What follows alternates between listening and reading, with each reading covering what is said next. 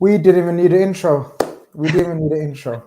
This is how brilliant I am. This is how amazing I am. This is how shit I am actually, because I messed up. But it is what it is. Welcome to another edition of Call In Khan, people. Um, I hope we're live. Are we live? Can we have some response if we're It, live? Hopefully we are. yeah, It says we're live, Saj. yeah, it does in the Um, right corner. I can see it. until I see a comment from someone who lets us know, are we live, people? Is Call In Khan live? Can we have some interaction so we know if we're live? But inshallah we are, bro. Inshallah we are. Yeah. Welcome everyone. Welcome to Grizz Khan TV. Another episode of Call In Khan. We usually tend to do it on the eve. Oh, we are. Hello, live. Yeah, thank you, yo. Thank you. We're live. We're good to go. We're good to go. Always reassuring when someone says hello back. Do you know what I mean, Saj? Otherwise, it gets a bit disturbing. It gets a bit worrying. But as you guys can see, I've got Saj, my very good friend, with me. How's things, Saj? How you doing? Yeah, man, Grizz really good. Just with the fasting just going on, so back down to the last 10. So yeah, all in all well, all well. By yourself? Good, good. You know what? I was just speaking with you off air, and I was saying it's all calm, and I don't know why it shouldn't feel this calm. If you know what I mean. Do you know what I mean? It's like Yeah, it's too calm. I've got no tension about the last. Like I didn't have no tension going into the United game. I haven't got no tension going into the Merseyside derby tomorrow. I haven't got no tension. It's like it's way too calm. But it just shows the levels we're at, right? yeah, it does. It does. And, like you said, even like you mentioned, United. It was at the stadium, just walking in, and honestly, it didn't feel like a Liverpool United game at all. It's just that if I was at ease, and again, it feels the sort of same now going into a derby, a must-win game, relaxed. Absolutely relaxed. I mean, I've got but this is it. This is it. When the margins of error are so small, though, Saj, there has to be some tension. There has to be some what's the word for it? Like edge. Yeah. Because if we're like, obviously we're not the team, obviously we're not the players, so we're entitled to be relaxed and calm about everything. But we just hope that the team are not like this, and they won't be. They won't be. Oh, 100%. They will, but they our team. They're relentless. These are winners who've been at the top of their game for the last 3 or 4 years, where they know every game. They've been through this pressure before, especially over the last few years. So they know exactly what's expected from our side, and they will go out every game. And like you said, they know exactly what to expect from every game. I hope so, man. I hope so. People are asking about the fighting, the boxing. Um, Me and you were just chatting about it. Well, I'm not a huge boxing fan since probably I don't even know the last like last period of boxing, the era of boxing. I was really glued to the TV set. You know what? I'd even go as far as to say probably since Nassim Ahmed retired. I know that's going back a little while, bro, but I'm telling you the truth. It is what it is, man. But I understand you watched today, right?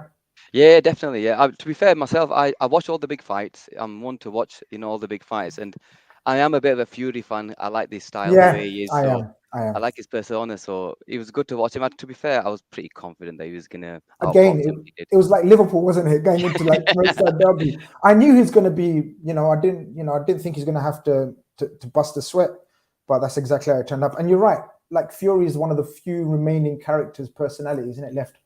Otherwise, it's a bit bland and it's a bit did. boring, isn't it? Really. But Exactly. Exactly. we've bloody hell, we've got about 8 people waiting to come in. Saj already. You're a very popular man, brother. Um, People are coming in. Let's get the first caller. And Diallo is the first caller. Diallo, most welcome. How are you, my friend? I'm good, Chris. Can you hear me correctly? I'm Yeah, we because can I'm hear using you. my headphones. And I don't know if it's No, it's transmitting good. properly. It's good. It's good. You're perfect. You're perfect. How you doing, Awesome, my friend? awesome.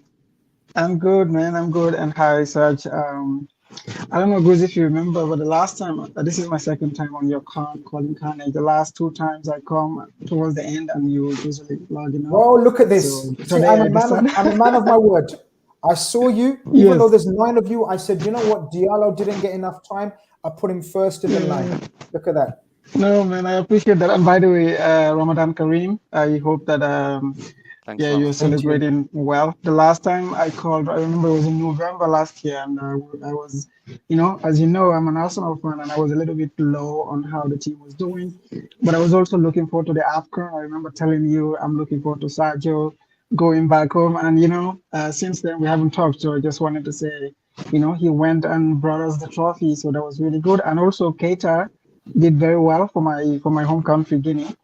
So that was also, I mean, he did well. We lost the quarterfinal because he didn't play. He was booked for a yellow card that he never deserved, and we lost, which was disappointing because he was carrying us. But anyway, I just wanted to say it's been a while, and I appreciate the invite here. And yeah, It's a good time. I understand why you're calling in as an Arsenal fan. It's a great time for you.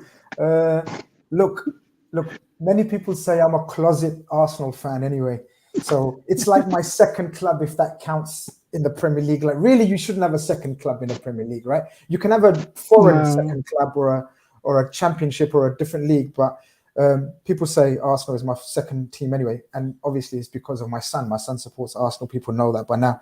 But Saj, they've done well, haven't they? I mean, They have Diallo is very, very smart man that he's calling in today when they've become the perfect favourites, I'd weekend for say. them. The perfect Yeah, weekend for them. They beat United, Spurs drop. They can't really go wrong to be an Arsenal fan. And to be fair, you mentioned, that to be fair, I think that Liverpool fans, they've always been our sort of soft spot club. Arsenal have. But I think the couple of games that we had with them during the obviously with the Carabao Cup games, there was a bit of a sour note, but we won, so we're all right with all Arsenal fans. We're good with them. yeah, you know exactly. why, Sarge? The reason why those bites happened, I think, was because I think Arteta, but also our fans thought we were better than we actually are. So we started to get a little bit cocky, and even Arteta, all that touchline fracas that he was engineered with Klopp at Anfield, it was unnecessary and definitely backfired. But yeah, I mean, things have turned around. I think he's. I mean, I listen to your shows all the time. The Red Man. I'm always on in the background. I know I like listening to your football. Opinions and debate because I think people accuse you for being an Arsenal fan, whatever. It's because you just look at it from an objective, sensible line of view. And I feel the same way with Liverpool as well, because we just want to watch football and look at it objectively and not carry any baggage, with it, because we all watch it for this is sport, like without the emotions, you really just want to enjoy it and use it as a distraction. But if you're coming in with a lot of baggage all the time, you want to be proven right, or you had this preconceived notions about a certain player or a coach, you miss a lot of things, and I don't know how people enjoy watching this game if you already not, if you have all this Preconceived. baggage that you Yeah, want to be exactly. proven. Yeah. Absolutely. You know what? Look, I do. I try to, and this is no joke aside. Sorry, this is jokes aside. I'm serious. I do. All you can base a coach, right, is on his performances since he's been in there. And not only that, you do have to take into consideration the team, the squad, the surrounding, the owners, everything he took over. Saj, Arteta took over a mess. He did. There was fallout from Emre. Players didn't like him. He didn't like the players. He had his style. He couldn't implement it. The board didn't back him or did back him. We don't know because we're not Arsenal fans per se. I don't know what Diallo thinks if the board backed him or not. But it seems as though that story had to end. He was obviously a brilliant, experienced coach, and he's gone on to show his caliber, right? But so Arsenal went into a like a total different route and chose a absolute newcomer to the. I think 100% was his first coaching job, right? Full-time Full time, coaching. yeah. And if you take everything into consideration, and this is his second full season, Diallo, it's only his second Yeah. full season, isn't it? Yeah. Saj, I don't know, right? People say, "Oh man, your standards are too low for Arsenal." I don't want to give a shit, really. But looking at it from the outside, what more do they want realistically, Saj? I don't know how you look at it. Look, in regards to Arteta, I think he's done a fantastic job. At the start, it's like Klopp when Klopp came in. I think it was October, November time. The first season, okay, we missed out on the Champions League by losing the Carabao, sorry, the UEFA Cup final. The next season was pivotal for us getting top four. So you can sort of compare that with Arteta. The first season was sort of sorting itself out, getting rid of a few players, getting used to the players. This season, it was imperative for Arteta to get top four, to move up a sort of bracket where there you can see progress, real progress. So it's imperative for him to get this top four. He's got rid of let's say the few players that were there now that they just want Arsenal level, let's say. So getting rid of them, but he had to make top four for him to progress to the next level. And they're in a good sort of position. He's got rid of a few. They get top four. They get in a few decent signings, which we do all because they've got a sort of a small sort of squad now with a few players leaving. So if, as an Arsenal fan, especially with the young players that they've got coming through as well, it's looking good if they can make top four. That is. So, and I'm confident that they will from a Liverpool perspective, but it's mad though, isn't it? It's just so we change our minds every week, don't we, on the top four? Yeah, we do. And they're one of the sides that we don't want Arsenal to do an Arsenal, let's say, and mess up, let's say. But Spurs are in the same sort of boat, so they're all they're all on the same sort of level where they'll drop, win. You never know. We'll just have to wait and see what happens at the end of the season. Absolutely. We've got a super chat that I want to just very quickly go through because I think Nicholas, you've sent 2 by mistake. Thank you. Appreciate the super chat. He goes, best show on YouTube after Big Six. Great work, gentlemen. You never walk alone. Big things coming. Inshallah, God willing, because I think you sent 2 by mistake. But I always read out your comments anyway, my friend. Diallo, man, where are you now? Are you favourites? Are you going to actually say it? Are you in a position to say it now? Or are you still, have you still got sort of, doubts in your head that this could go wrong anytime because it's Arsenal? I mean, the last 3 games prior to the Chelsea, shows you how fragile the team is. And part of that, I think, is just the makeup of the team. There's a lot of young. Look at Tavares. I don't know if you watched the game today. Like, the mad guy, he's clearly he's a hothead. He's just mad. And like a coach cannot, some of the things that he does, that's not, a coach cannot legislate for that. These are not like, he's just very, very raw. And he has talent. I mean, he's cold. Yeah. He's very fast and physical, but also you have to spend a lot of time on the training to coach some of those stuff out of him. We have played like Eddie Nketiah, like which Premier League team that is playing for 4th? I mean, today we lined up with Eddie and Tavares and Cedric, and United had, I don't even, Sancho, Dick Fernandez. I mean, whoever rates him, I just don't get it. And like and Cristiano Ronaldo, So what I'm trying to say is that the team is not. There's a lot of fragility around the team, both psychologically and technically.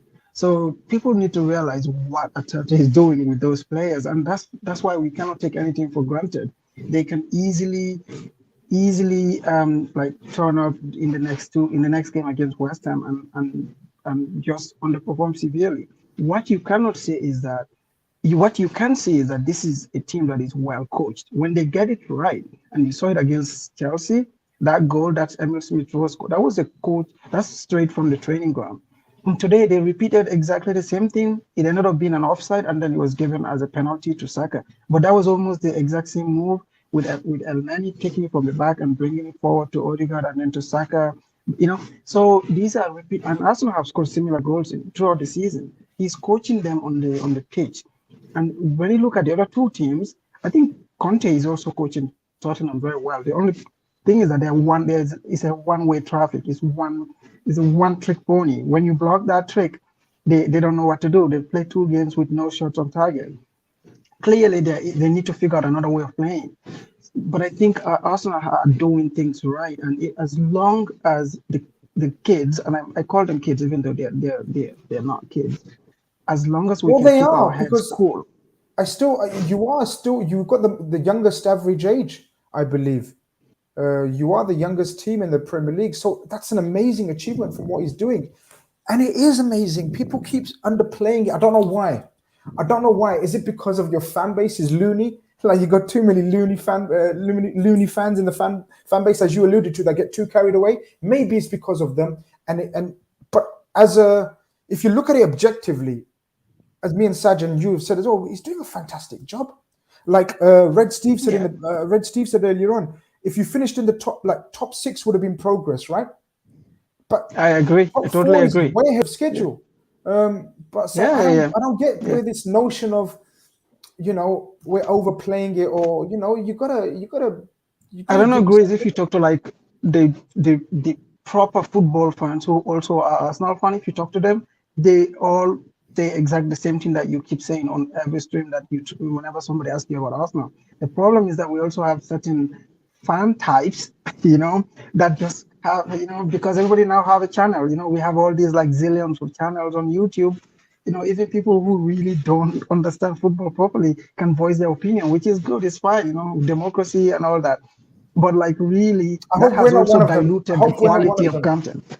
Come on, like Greece, like I'm I joking. mean, I actually came on to talk a little bit about Liverpool because, as you know, I love Liverpool, and I primarily because of players that they have on in the team. I just love a lot of the players, and I don't miss any Liverpool game, even when they were like playing Benfica. Like I was watching the two streams with the City game because even though it was like a foregone conclusion in the second leg, I was still watching to see Diaz do those madness. But as you know, I love a lot of like Keita, and I love Matip, and Sadio is my he's our own king. I know you have another Absolutely. He's king our king as just well. from He's our Got Egypt. two king as well. kings. Got two kings at Liverpool. Yeah, man. I mean, Sadio. I mean, since I saw him in the Olympics for Senegal, I don't know if you watch him during those Olympics. Him and there was another one called Keita Baldejao, who is now I don't even know where he was in Turkey. Him and Mane was the captain for that Olympic team, and they did so well. And Mane was playing number 10, like scoring goals. I always thought that this guy is going to the top, but what he's doing now at Liverpool, I mean, now he's even playing like as a proper number 9 and like just connecting things. I mean, look at that assist last week to Mo Salah. That's like that's like if someone like David Silva does it, with those no look It's like talked about. drill Yeah, passes, it's talked about loads. oh man, it gets I don't know. He scores all types of goals. So anyway, for Arsenal, we'll see what happens. It's I still think it will come down to the North London derby, and as long as we don't lose that, I think it's in our hands. I actually don't think we have to win it. We just shouldn't lose it. That's all. It's Because it's set I up. It's set do. up. It's set up for that. It's That's set gonna up. be Yeah, that's gonna yeah. be proper exciting. It's probably one of the most exciting derbies at what stake for you both, actually, as an Arsenal, as a Spurs fan.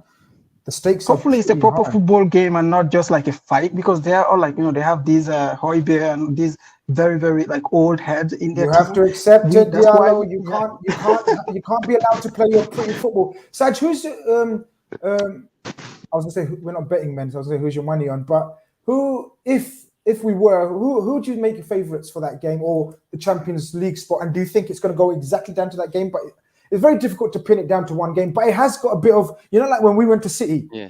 and we said the winners are clear favourites, like clear. How do you see it? Look, I think that game's going to get rescheduled in a few games' time, and I was actually looking at both teams' fixtures earlier, and I think they've got to play us, and Spurs have got Leicester, Liverpool, and another a difficult game as well in the next three. That's before the North London derby. So I think a lot of it is going to depend on the next couple of games that these two sides are going to play. Arsenal's are slightly easier from what I can remember. So I think a lot will boil down to, but I think Liverpool do Arsenal a favour, beat them at Anfield. That will sort of give the ascendancy to Arsenal. So I think I'm siding with Arsenal on this one. I think Arsenal will get it just. yeah, their There next you two go. games is Leicester and Liverpool, and our next two games is West Ham and Leeds. So if we win those two games, and I hope that they do not shit back their way to Anfield because they do. Tottenham are one of those teams that can just they did it to City. So, but I think Liverpool are so they are so locked in right now. I mean, I really think that they need to play Matip in that game with VVD. I mean, Konate is developing Against you very, guys? very Which well. which which No, game? no, no. I against Tottenham, I think they Oh, that's what I need mean. Oh, they sorry, need the against Spurs. Yeah, proper yeah, back yeah. four. No, against us, I don't really. I don't know. I mean, we thank God we've played both Liverpool and Man City because those are usually those are automatic losses. Even though we played well, we just are not as good. You can accept that we played well, but we're not as good. But the thing is, but that's the thing with Arsenal. If we are not if we play well, if we're not as good, we can lose games and still play well. But Tottenham can actually win games by playing really bad as well. Mm. We are not capable of that. We have Yeah, to be, if you look at the XG, we rarely overperform our XG. Our XG, our expected points almost always tallies with our expected goal per game. So if we outperform our opponent by XG, we almost always win, except in the last 3 games. And the opposite is true. If we underperform our XG, we never shit bag our way into wins.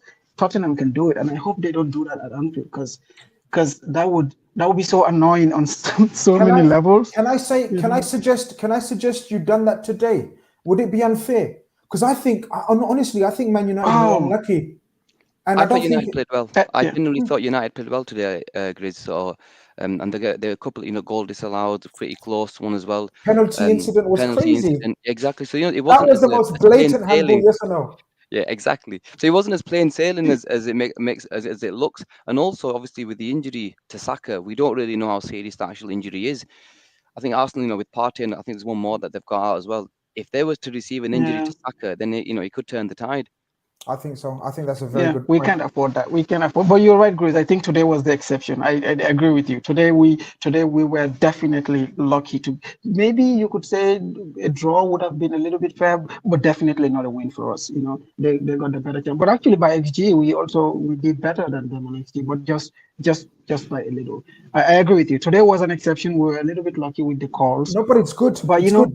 These are the kind yeah. of these are the games that where you're trying to say that you don't normally win, yet you've won, and against a direct rival. So a great, And great Chelsea result. as well. How are you feeling for tomorrow's um Merseyside? I heard you earlier. You said you were unexpectedly nervous about it, which is normal.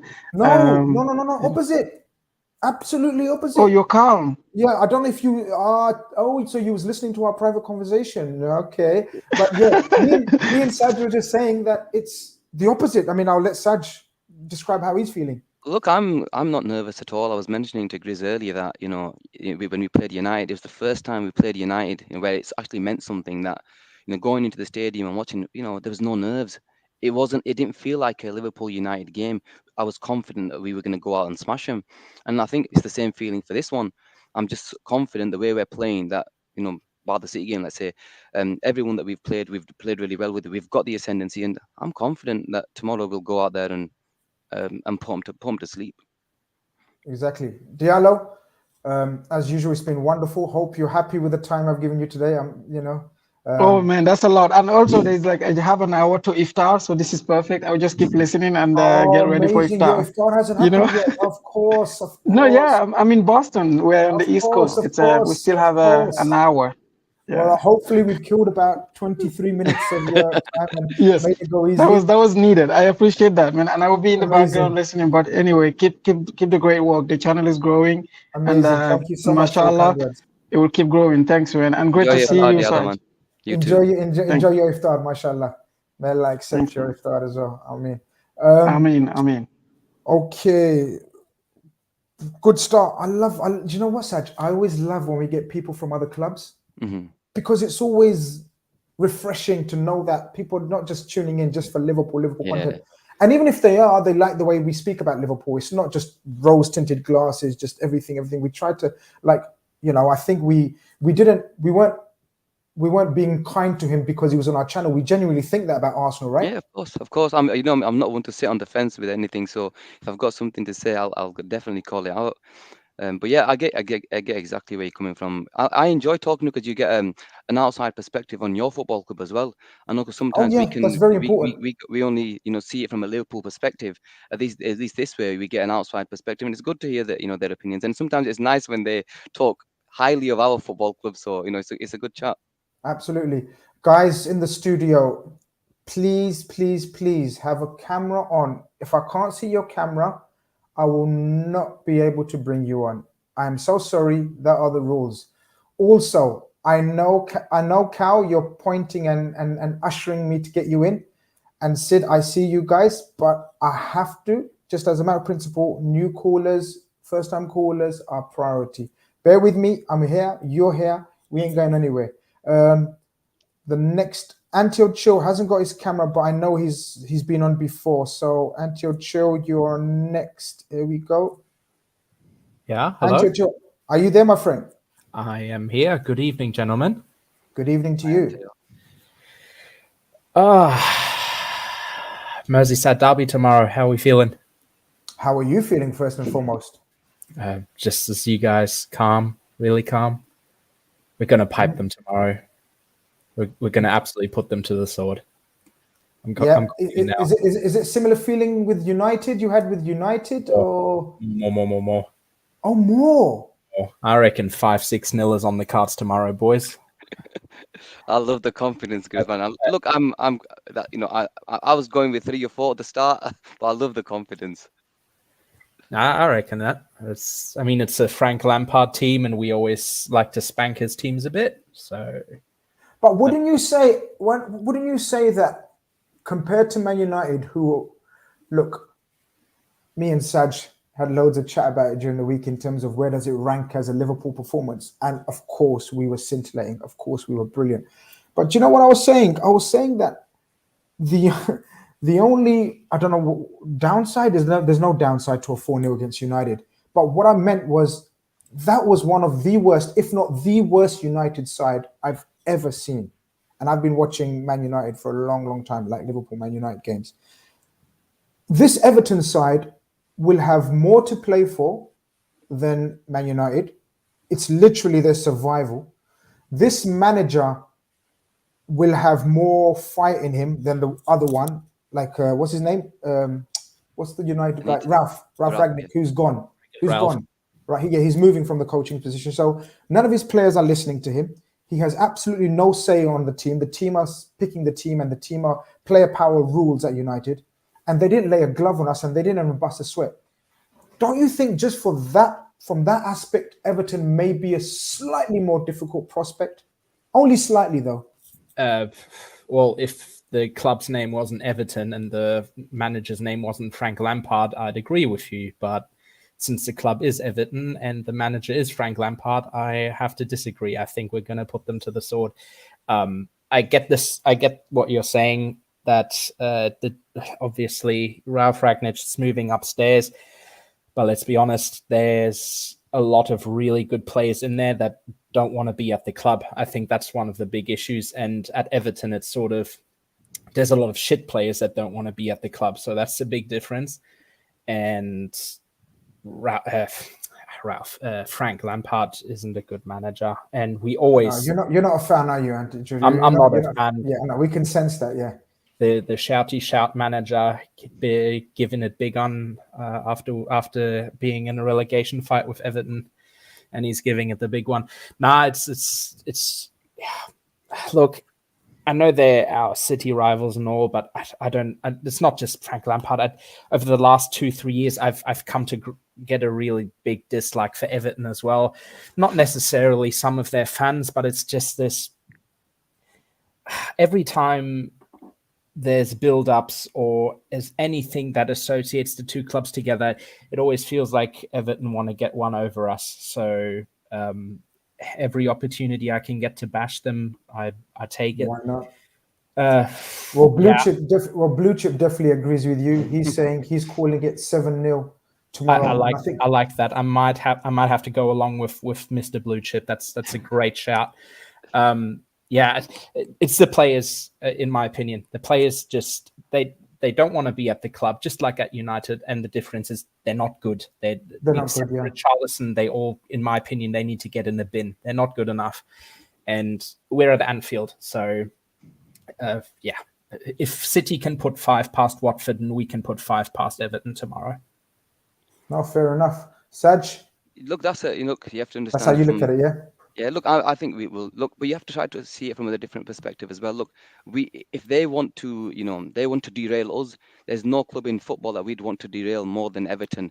We want, we want them relegated, and if we can put the nail in their coffin in regards to helping them get relegated, we will do that. And that's why I'm pretty confident tomorrow that and this is why it's such a big game, Grizz, because both sides have got all to play for, in a sense. They're fighting for it in complete different spectrums. One side is going for the title, the other was fighting survival. So it's a massive game for both clubs. But I just think we've got the quality. If it's at Anfield, it'll be a raucous crowd. We're going to just go out there, and I think we'll just completely pump to the sword. I was thinking around the threes, the sevens a bit too much, but I'm confident we'll score at least 3. What do you think, Anticho? What do you think we should do around the team selection wise?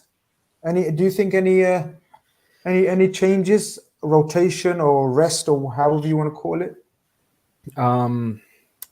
We're playing Villarreal on Wednesday, aren't we? Correct. Yep. Yeah, I'd go fairly strong then, depending on how the Bobby Firmino injury goes. I haven't heard anything on that. If he's available, I'd put him on the bench and just start a front three of Jota, Salah, Mane, get 2 goals in early, and then substitute and put 2-3 goals in the second half and go home. So, yeah. That's the simplistic way of looking at it. I agree with you, yeah.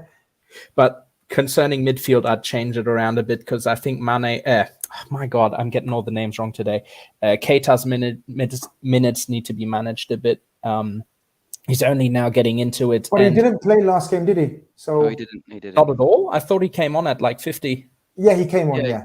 Okay, fair enough. That he might start. I don't know, but I still think we need to manage his minutes, even if he didn't play last game. I think I've seen it in the comments there somewhere. I think Red C just wrote that, and that's my worry as well as injuries, that they'll try and injure our players.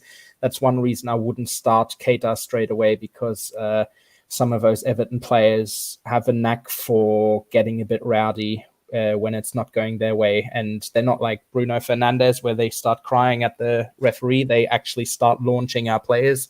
So yeah, just have to be a bit careful there. But yeah, midfield. Does that worry you? Does that really worry us, guys? Saj, does that worry you about the physical side? And we always remember that game, don't we? Because the game where they did injure 2 of our players. So that will always, I think a lot of fans will always remember that game. But generally speaking, yes, it's a derby. We are expected there will be some challenges which they'll be strong, let's say.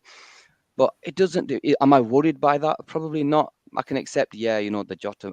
We'll go through probably to speak about the teams later. But I think Hendo started last game. I think Hendo might give it a rest, and Kante will play personally. Even though Hendo's probably a player who, especially at Goodison, he was amazing. It was one of his best games of the season. So it'll be interesting to see, what yourself and the other guys think. Who will come in and who'll start, especially with Villarreal on Wednesday.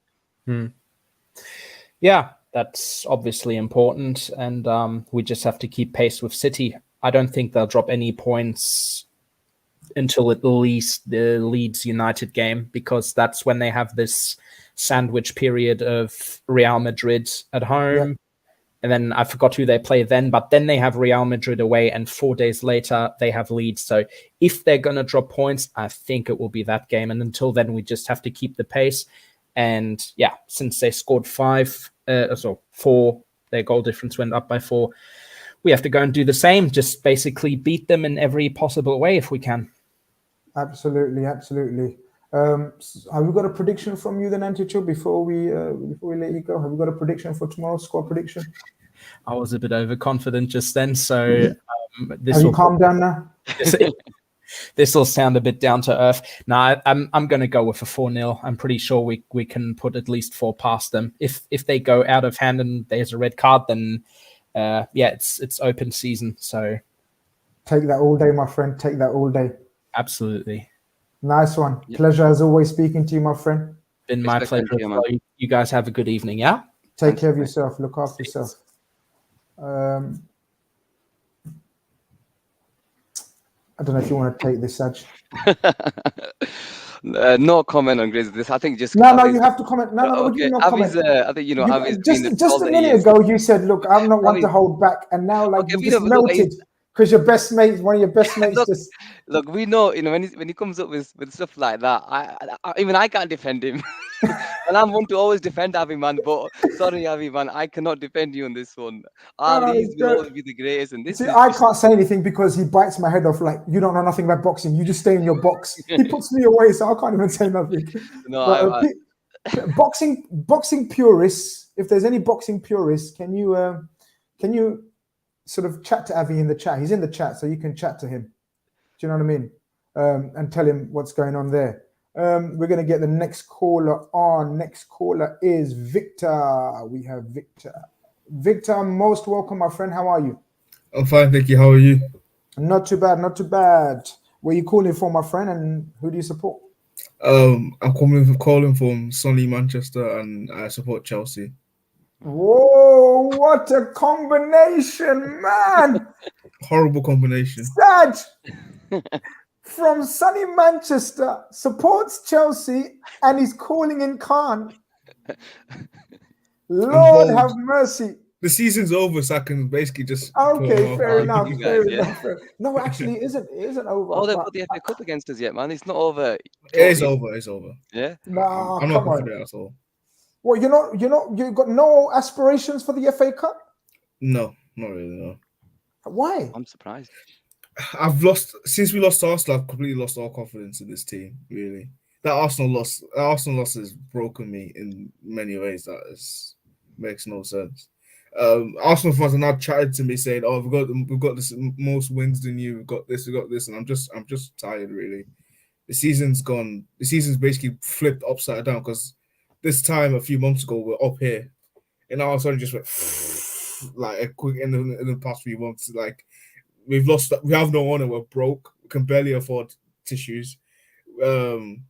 The players we thought were world class were horrible, and we're 15 points behind the leaders when a few months ago we were top of the table, which is absolutely crazy. So yeah, it's just gone opposite. It's just gone from left to right, and I'm just tired. Really, it's been a mentally draining season. I just can't wait for it to be over. Saj, Victor says a lot of the players we thought were world class have. What was your exact wording? Because I don't want to. Well, both thought we're world class. Both thought we're good. Yeah. Who do you think he's referring to, Saj? Would you say? I think Lukaku, the £100 million man, that he was supposed to light the Premier League, his return, his first two games, we saw the arrogance that, he scored a few goals, didn't hardly celebrate, showed so much, in his stature that you thought, wow, this is the Lukaku, the final Lukaku that we're going to see, but he just hasn't turned up, has it, at all? Who do you blame? He's a look, me personally, I don't think he was a Tuchel signing personally. I think he was more of a board sort of signing. When Havertz went to Chelsea, I always saw him as the false nine personally. I always thought that he's gonna need a couple of years. So when they actually signed Lukaku, I was slightly surprised. They spent 100 million on him as well at the time. It's a return. He didn't really do that well at United. Inter is Serie A. I don't, me personally, I don't blame the manager because I don't think he was a Tuchel signing. I think he was a board signing. So personally, I would probably go with a board. That's my opinion in regards to that. But there's probably there's other players as well where we probably want Mason Mount. I know his goals and assists. When you look at his numbers, it's like Bruno. The goals and assists look pretty decent. I don't think he's been at the races, especially with England. I just don't think he's been at the races, generally speaking. But they're a weird one, aren't they? I didn't really expect. To be fair to Chelsea, I didn't expect them to finish above Liverpool and City at the start of the season. They had a decent run in the cups. They got it to both finals. Champions League, they're a bit unlucky against Real Madrid. At the start of the season, I probably expected them to be that where they are. If I'm honest with you, Victor. Yeah, I talk from when we signed the cup when we started, because looking at last season. Tell me, hold it right there. Yeah. From the time you signed Lukaku and you won those first couple of games, tell me what you was talking to about your friends that supported other clubs. Tell me what you were saying, going around saying. Do you work, study, or neither? I'm studying. I'm going to uni. So when you went to uni in the first month, was you going around telling people what you're going to do to everyone? Be honest. Don't lie to me. I know when people are lying to me. I'm an experienced pro. At the moment of the time, because we're playing so well, yes, because we're on the high level. Yeah, I would say we were, and then everything just flipped on his head very quickly. And I think he made a very good point that I don't think it was a Tuchel signing because right after Roman left, immediately dropped him completely from the team. Now there's no pressure on Lukaku, on Tuchel to have to play this 100 million signing because he didn't. I don't think he won. I think he wanted Haaland, but financially Haaland was impossible to get last year because the amount of money you had to pay, like, it was impossible to get him. So I think it wasn't a Tuchel signing. I think what Tuchel wanted was a striker who basically finishes his goals and his movements is very good, which is what we thought we're getting Lukaku because in Inter, his movement was very good at Inter, but coming to the Premier League, he just feels like he doesn't want to be here. Like he's too static. Like if he sees heat maps, he's just in that box circle. That's where he always is, and it's horrible. And I think Havertz. I think we should just go from a false line and forget about just striker business and just move on from it because. I think he's gone, right? Are we all in agreement that Sadio, he's not staying there? If Tuchel is staying there, which I don't think is a foregone conclusion. This is my hot take for the night. I don't think it's a foregone conclusion that Tuchel stays. With this new owners, I think it does because I don't think the new owners want to change a lot. No, they don't want to change nothing, but I don't think he's going to want to be involved in all this. I don't know. I just got this thought in my head. When the way Tuchel's actually been, to be fair play to him, in his interviews that he's given in regards to, he's been brilliant. He's been brilliant in the way he's handled everything. He's always been very supportive of his football club, the team that he manages. So for me, I think he does sort of, in that sense, he probably owes them a bit more, even though he probably doesn't. But I think he loves Chelsea in a way where he probably does want to stay. So we'll have to wait and see. Yeah, but I don't know about loves Chelsea. Victor, does he love your Chelsea? Not even not love, but Yeah, no one can love Chelsea. Yeah, it's football. Football's a money business. And money talks. Yeah. Well, it's not about money as well, though, Victor. I think he's at a stage of his career. Actually, he might look at it like a challenge, like with everything that's going around, and people that thought that he can do it with money or he's going to get money through unlimited funds to do what he's got to do. Yeah. Now it might be a skill. It's going to be a challenge of his actual skill. Yeah, so it'll be interesting to see how he deals with all this, right? Yeah, the summer's massive. We'll see what happens in the summer. Once this owners should be done by this month, so we should know our owner is by the end of this month, and then we should know how much we're getting in the summer, and then the summer's massive for how we crack on next season. I don't think because of so much we're losing and so little we're gaining, I don't think we're going to do a lot next season. It's going to be very difficult because I'm sure you've seen Rudiger's defo leaving this summer. Christensen's leaving. Yeah. So that's two centre backs we need to replace. And before Rudiger even officially left, we're thinking we need to bring in two centre backs, and now potentially looking at three. Our midfield looks shambolic. We need a holding CDM because Kante's lost his legs. Jorginho's not quick and physical enough. Yeah, it controls the tempo, but he's not like a Fabinho. Like Fabinho is crazy. Like it's someone we need. It's Fabinho Rodri who sits in the middle, but there's no one. We don't have someone like him. And the attack as well. The attack needs a lot of help. So it's a lot to do in the summer. We're talking about about 5, 6 players. You're saying to bring in the summer and then get rid of the terrible ones that were here before. You're under high wages. So I think it's a big summer for him. If we'll see how he gets it right. If he gets it right, then kudos to him. Then he's done a fabulous job. But if he gets it wrong, then we kind of start looking sideways and being like, I can't say I've got any sympathy for you guys. I respect you because you respect our show and you're coming on, and for your benefit, I hope they don't give you any more stress and distress. Because all those people that you bigged it up to in uni in that first month are probably giving you hell right now. Oh, they're giving me hell. They keep on sending me pictures of memes of Lukaku, and it keeps on getting progressively worse. So, but do you know what? I genuinely think if you win the FA Cup, because you're up against us, so it's it's not a foregone conclusion either way. I do actually think your team will put up a good show against us, and like you have in the League Cup final and everything. I think. Sadio, I don't know about you. I think it will be a decent season for them. So League Cup final, obviously they lost to us. They'll finish third.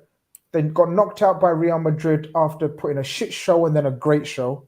Yeah. How would you assess the season if they didn't win the FA Cup, and B, if they did win the FA Cup? Look, if they win the FA Cup, from my perspective, overall, especially with the issues that the club's Yeah. obviously encountered over the last a few months as well. You have to accept it, you know, in the sense of, you know, they're in the top four, they've won a trophy, got to another final, and obviously with the Champions League run, you know, they did decent enough, but obviously, like you explained, one bad, one good result. So you have to, as a Chelsea fan, you have to accept it and see, you know what, we move on to the next season. One of their main signings, the £100 million man, didn't do jack. So this was the net. They're just going to have to prepare themselves for next season. And like Victor mentioned, you know, I think the biggest thing for Chelsea next season is the transfer market, because they've got, you know, like you said, aging players, some players who are not the same sort of level. So, you know, losing Thiago Silva's gonna be 39, Christian gone, Rudiger gone. That is massive, like It's massive. massive. We don't, you know, and like you said, even the midfield isn't the same. Even though if you look on paper, the names, they've just got Saul Niguez who's there. Haven't really seen anything of him. We wanted him at the start of the transfer window in the last summer. So it's an interesting time as a Chelsea fan, you know, to see they've got the fullbacks, but this is a big summer Well, for them. this is it. This is what Bilal says. Big up Bilal, appreciate the support. He says, us without Trent and Robbo, look what happened to Chelsea this season. Injuries killed Chelsea. Next season, they're in big trouble with players leaving. Let's see now.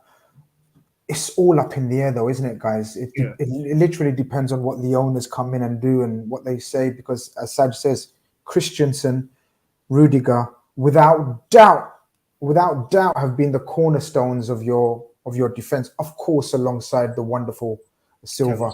Yeah. But that's the two younger versions alongside him have gone, Yeah. and they're the legs of Silva. Yeah, Silva's for me. I've said it many times before. Silva is one of the most underrated centre backs of the last decade. Most underrated. Yeah, he's elite. But how old is he now? He's turning 38 next year. Lord. Wow. And that's some testimony to him that he's still playing. But alongside, you're going to have to bring in two newbies, right? Because Azpilicueta, again, another Premier League Hall of Famer, in my opinion. Again, 35, 36, 35, something like that. It's 35. Lukaku, we see gone. Lukaku's gone, yeah. Saul's gone. Yeah, Jorginho not been brilliant, would you say, guys? Not been brilliant. Yeah, he's had from last season. It's a complete decline from last season. There's a lot of talk around Kante's legs gone, like, you know, like us and Gini Saj. Like a lot of Chelsea fans say that, just like they compare him to Gini Wijnaldum for us, Victor.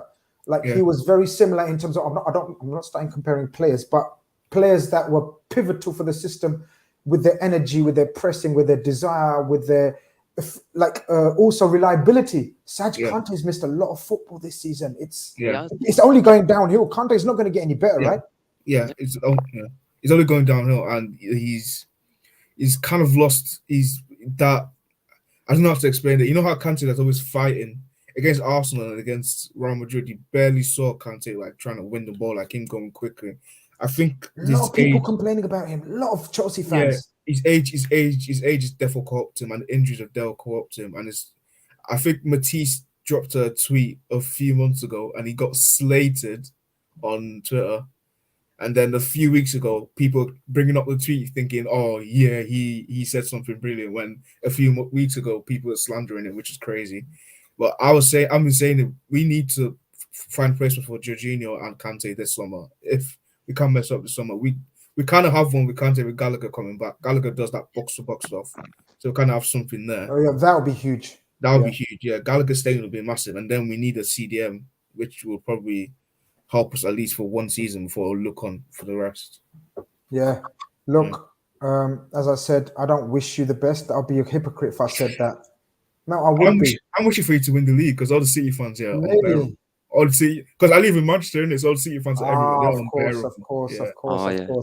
Yeah. Exactly. But listen, you know, I don't know why I wish you, man. I wish you all the best in your life and in your studies. Thank you. I hope you have a successful career ahead of you. I just wish bad luck on your team and your support. You know what I mean?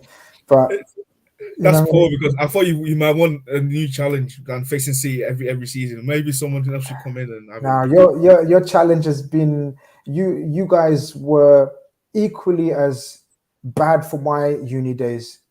trust me, when I was at uni, all we could think about and breathe about was Chelsea, Mourinho versus Rafa. So, you know what I mean? My hatred for Chelsea is very well known. But listen, Fair it's enough. been a pleasure speaking to you, man. You're a You legend. too. Pleasure speaking Really to you. appreciate you calling in. Nice one. Thank you. Have a good one, Victor. Cheers, you too. See you See you later. later, man. We've got Mohammed next. Let's get Mohammed into the stream, guys. Mohammed, my friend, how are you? Yes, Mr. Grizz, remember me? Oh, mashallah, mashallah. How are you? What's going on? You don't answer my calls or texts anymore, man. Do you know what? You haven't texted or called me. Let me check my phone before No, I man, say check yes your or no. WhatsApp. I was No, on the man. lookout. I've been on the lookout for tickets a few times this season. I haven't had Okay. any luck on the website myself. I contact you, you don't even read it. The blue ticks No. don't even come up. Listen, I don't. I think you've got the wrong number, man. Honestly, Mohammed, man, we need to catch up, man. You need to. I'm gonna have to DM you after my new number, man. I think you've been DMing the wrong number. But how are you, bro? Long time no see. Yeah, alhamdulillah, good, man. I thought I haven't got much time. I was just driving home after Tarawih. Okay, Greece is on. I thought I'd try and get on, see what's going on. Oh man, great to hear from you, man. Great to hear from you. How's things? Hey, How's life? good?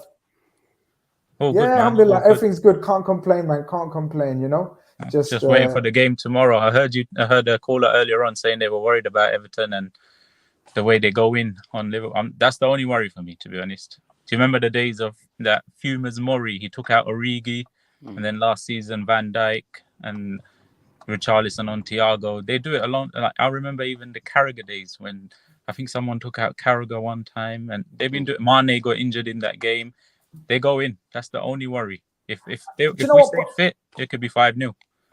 But do you know what, bro? We can't think of it like that. I mean, me and Sadio were talking about it earlier. The players are way too. Do you think the players will have anything like that on their mind, Saj? Will it be in the back of their head, or is it? We hope not. Don't we? It's difficult, isn't it? It's a difficult one, yeah. But it's difficult to go into a game thinking like that. Like, obviously, Mohammed, we know when we play Sunday League football, wherever, it's always prominent on our mind. If someone done us from the previous season, whatever, right? Yeah. It's there. I think these guys are operating at a different level, and I think we put them to bed, especially in the Everton game, Goodison Park game, Saj. I think we laid a lot of demons to rest, right? Yeah, of course we did. Especially in that game. You know, the first half performance, even though they got the goal back towards the half time, you know, we were scintillating that game. And I think again, we will come out. We can't worry about injuries. Personally, I know it's Everton, and they do like a tackle. It's a derby, so you can't expect there not to be any sort of strong challenges. So there will be a worry. I can see why, but am I worried? Probably not. I think the way we're playing, I think we'll just play them off the park. And you see, look, even against the United game, I thought towards when we were beaten 5-0, they were getting a bit rowdy as well in that game. So we just, that's why we didn't score more goals in the second half. We just played the football, moved it up, passed it along, moved it along, because we knew the game was done. We got Salah got his hat-trick, and we moved on to the next game because we just didn't want to get any injuries, especially in the first game. So I think, look, we're acute enough and clever enough to just put the game. We just want to put the game to bed early, as quick as possible. I'm hoping, and we can move on. I know normally the players, to be honest, I don't think they think about it, but I know Klopp has highlighted it a few times. Highlighted a couple of times. I know it's in the back of his mind because he just tries to get the referee to keep an eye on things. Because I like the way he does that, though. I've got no issues with him doing that. You need to against Everton, mainly against Everton. All the coaches do it. All the coaches used to do it. Do you remember Fergie used to talk about the referees before Arsenal games and used to just put it in the mark, head, brain, they're a bit naughty, this and that. I hope the referees, we got a strong referee. Wenger never used to do it. But, no. You could say he was, I don't know what's the word. Naive. He was too pure not to do it. Maybe. It's a bit of a naivety. Well. Yeah, because I think they do go in. There is a history. It does. Old dogs of war. Do you remember? Yeah. The old dogs of war as well. They've always been... That's their way of beating us. Look, we can't complain. We can't say we can't handle that because we can. Yeah. Right? Yeah. We've got players that can handle that shit now, right? Ibu Konate, Virgil, Robertson, Fabinho. Our boys, Jota even, our boys can give now as well. We're not a soft touch. And that's what I like about us now. We can mix it. If you want to fight us, we can fight you and beat you. We can play you off the park and beat you. So yeah, I don't think they're in a position to give us the physical approach, guys, though, I don't think. I think Just hoping. Jonathan mentioned. Sorry, Mohammed. Jonathan mentioned on the chat. He mentioned, look, Everton can't afford to get players sent off because they've got big games coming up as well. They're fighting for their lives. So any sort of stupidness, could be detriment to them. Yeah, Yeah, no, exactly. that's true. That's true as well. Yeah, that's true. Even as though we well. got big lads who are out for the fight, but it only takes a stupid Pickford to do that to Van Dijk, and that's it. I mean, it's mad, isn't it? Though we're getting into a Merseyside derby, right? And the only slight anxiety we got is, do our players don't get injured? Like that's the only anxiety. Like that's a mad situation to be in going into a Merseyside derby. Like genuinely, it's the most relaxed I've been going into this derby. I hope it doesn't come back to bite me and all that business. But without sounding arrogant, there's a level of confidence. But this team has brought us to this feeling, right? Yeah. It's given us this feeling of confidence, and I hope we pull through tomorrow, man. Mohammed, man, is there anything else that you wanted to talk about, my brother? No, hopefully we do the business. And no, I'm gonna go. I won't keep you too long. Just you still in Walthamstow? Sorry, you still in Walthamstow? No, I moved to Ilford, but okay. catch up Good sometime soon. Inshallah, Early Eid Mubarak to you and brother Saj, and inshallah catch up soon, man.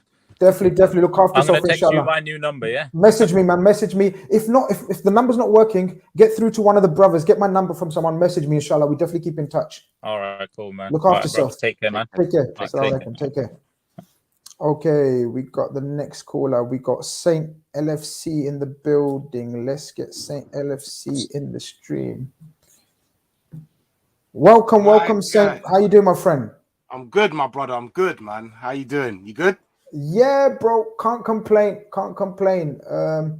Month of fasting for the Muslims out there. So we got 10 days to go. It's been a nice for everyone, man. Hope you absolutely. It's been a nice, relaxed time. At the same time, we've been watching this team making us dream, and the dream is getting closer and closer and closer every week. So we can't complain, bro. We can't complain. That's the most important come thing. on. This is Grizz, I'm 3 decades in, you know what I mean? So we're of the older generation, 100%. like that. We're not of this new media microwave age, and I'm saying I ain't seen I can't tell you a time where deep April, man's in 4 competitions, brother. It's a good time. It's a time to be alive, like that. So listen, I'm enjoying it. Not only that, come on, we don't look at our enemies or our rivals with any type of disdain. We keep our eyes very focused on what we have to do. However, should things happen and you get the added spice of Man United being the crappiest that they've ever been in centuries, we have the opportunity to stick the relegation dagger into the toffees, then it just comes with what it comes with, and you just got to be there to enjoy and if you step in our way, if you step in our way, you're going to get trampled over. You just gotta oblige, that's how it is, innit? So definitely big up you guys. I got a couple things I want to just I want you lot to chop up for me, innit? Boy, Klopp doing up master chess master. Do you know what I mean? I think, let's be honest, Grizz, I got a channel now. I'm up, so I can't lie. It's documented, and I was one of the ones that was like, listen. With our transfer policy and how we move business-wise, I think you know where we're going. I think Grizz, me and Grizz are on a level. I think Grizz knows where I'm going even with this, isn't it? But you know how we move and that, certain man might be on the precipice of being a little bit, do you know what I mean? I never want to say done, but we're going to have to be intelligent with our movements because of how we move in the market. I'm saying a lot to say basically Sadio Mane was one that I was like, let's see what's going on. And come on, Grizz, I wouldn't have been, do you know what I mean? I wasn't wrong for my intuition at the time and just popping things out. I'm half African, innit? You know what I mean? I'm half Caribbean. So I know what that African sun can do to you. Do you know what I mean? And that African sun, that vitamin D touched man, and he's, hey, that melanin, come back different, bro. Plus, like I said, Klopp doing this master chess maneuvers and this false nine. Like I said, like we've been crying out for someone who just bags, could finish up what Bobby didn't. And we've got Bobby, the master false nine maestro. So we needed someone who could maybe tie up the two, and Mane is that guy. Cool. We've got Jota who can do that. We've got Diaz who can do that. We've got Jota who can do the left. We're now quite stacked at number 9. Who would have thought? Crazy. That's what I was saying. Like this whole tactician thing, you got to give it to Klopp, man. You got to give it to Klopp. And my other point I'll get to, but can we now cross that position off our wish list? Is that something that now we can say, you know what? Because going into the season earlier, I see Sanchez's face and I'm like, you know, the ones that wait, like we all thought, oh, like 100% top 3 positions, number 9 was up there. Oh, and Mbappe would be like, is it so much so that I can say with chest, do we need Mbappe? Where's Mbappe? Where are we squeezing Mbappe? Like, you know, like that. Like, I need you. I know you're a real football man, so I need you to say, Saint, calm down. Or Saint, you might be on to something because you know them ones there. I'm not here to calm you down. I'm not here to calm you down. I'm here to hype you up even more, bro. I like the way you're going with this. I like your flow because it's true. Because I remember speaking to you probably around the start of the season, wasn't it? And we did have a few issues, and I hear everything that you've said. We did. But I'm going to let Saj have his say on it because I know me and Saj have spoken about this in private loads as well. And what you've said, like, we all had our... Look, let's not beat around the bush. We all had our say on Sadio Mane at the start of the season based on the previous season. Not only based on the previous season, guys, but based on what the brother himself said. Based on what Jurgen Klopp himself said. Based on the level, the bar levels that we see Sadio Mane. He had set himself, 100%. Sadio Mane was top 5 attackers in world football, in my humble opinion. In my humble opinion. Hands down, bro. He had Scousers saying, like, he's the best in the world. Like, you know, there was there. Absolutely, absolutely. Shout out my boy James. But what it is, right? All I said at the time, and this is just my opinion, and obviously, Saint, you've had yours, and I'm going to hear Saj as well. All I said was, I think he's dropped out of that top 5. I don't think Sadio Mane will get back the levels that he showed on that left wing. Now, I'm lying because I didn't mention left wing at the time. Yeah, I know. Right? I know. I'll let you run on your channel, Chris. I'm gonna let you run. But that's what I meant. No, I okay? know. Because I don't think, okay, I'm not going to speak for everyone else. I didn't envisage Jurgen Klopp sort of turning him into this number 9, right? So from that aspect, I don't think the people that doubted Mane from the left wing point of position, from the performances that he was being putting in, I don't think it was a crazy take from people. I don't think people now should be coming for those people. I think they should be coming for the people that say he's done, he's finished, we're never going to see Mane at any level. Come for them. But I'm just putting that's my defense. That's my case I've put out. But right now, in terms of what you asked, I genuinely said the other day on a show that I think the striker priority is not a priority. I don't put it as a number 1 priority. I think the priority is 100% midfield, central midfield, legs, energy, strength. Of course. Let's not talk about the elephant in the room as well, Grizz. The one elephant in the room. Okay, we can come to that, but let's hear what Saj is. For right. No problem. We can come to that as well. But that's my opinion on the striker position, and I think Sadio Mane is hella deserving of a new contract. That's our false 9, our number 9. It's not reactionary. I generally feel as though we've got enough between the 5 if they stay, and God willing, I see them all staying. I don't think it's a matter of priority now. Saj, your thoughts? Look, from us, we can totally accept everybody's views in regards to Mane, let's say 8 months ago. Simple being because, look, he wasn't playing that well. Jota had come in, hit the ground running straight away. But for me, the game changer is Diaz. He is just completely revitalized our front line. He's got that position sorted out. We've got In regards to Jota, he's come in, he's banged in 20 plus goals for us. That has completely for Liverpool in regards to, do we need the 9 anymore? Salah's got his position sorted. We've got Diaz on the left hand side, who's probably is most likely going to be playing there going forward. We've got Jota, who was actually totally on fire. Let's say, even though he's an intricate player, we all know isn't as good as it should be. But Mane now going into the 9 is a masterstroke. And to be fair, a few years ago, Klopp played him in the 9 a few games. And I was actually quite impressed with him when he actually played in the 9. And he didn't go with Salah, he actually went with Mane playing in the 9. And I was actually quite impressed with the way he played when he was actually playing in the 9. So, look, it's a masterstroke from Klopp. And I get it completely. The way he's gone about it with the 5 that we've got right now, we're in cloud 9 saying, man, what we've got right now. And me personally, like you just said, look, midfield is priority. There is no doubt that it is key because, a few aging players, 1 or 2 will move. So that is main priority right now. Look, do we know if one of the front 5 will go in the summer? We don't know yet. There is a possibility that one will go. But will we sign a player at that sort of high level? Let's say people mentioned the Mbappes. I can't see that happening right now. We've got the Diaz. We don't really need to do that. We've got the 5 the way that they're playing. We can't really complain, guys. Who thought we'd be in a position where we'd be like, Mbappe? Nah, we're all right, That's crazy. But this is it. But do you know what it is? But this is it. Look, I've always tried to remain balanced when it comes to succession planning. Like that was the big debate all summer, wasn't it? Right? Mm-hmm. Big debate amongst fan base, split fan base, FSG, this, that, and all that business. And like, you try to stay balanced and rational, and they do test your patience. Like they do.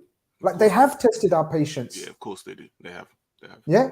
I'm not going to sit here and say, nah, man, they've been smooth. Everything's been calm. They've tested our patience, but alongside or working with this coach and taking into context what we're up against, which is a fucking juggernaut, people. We're up against an oil state and one of the most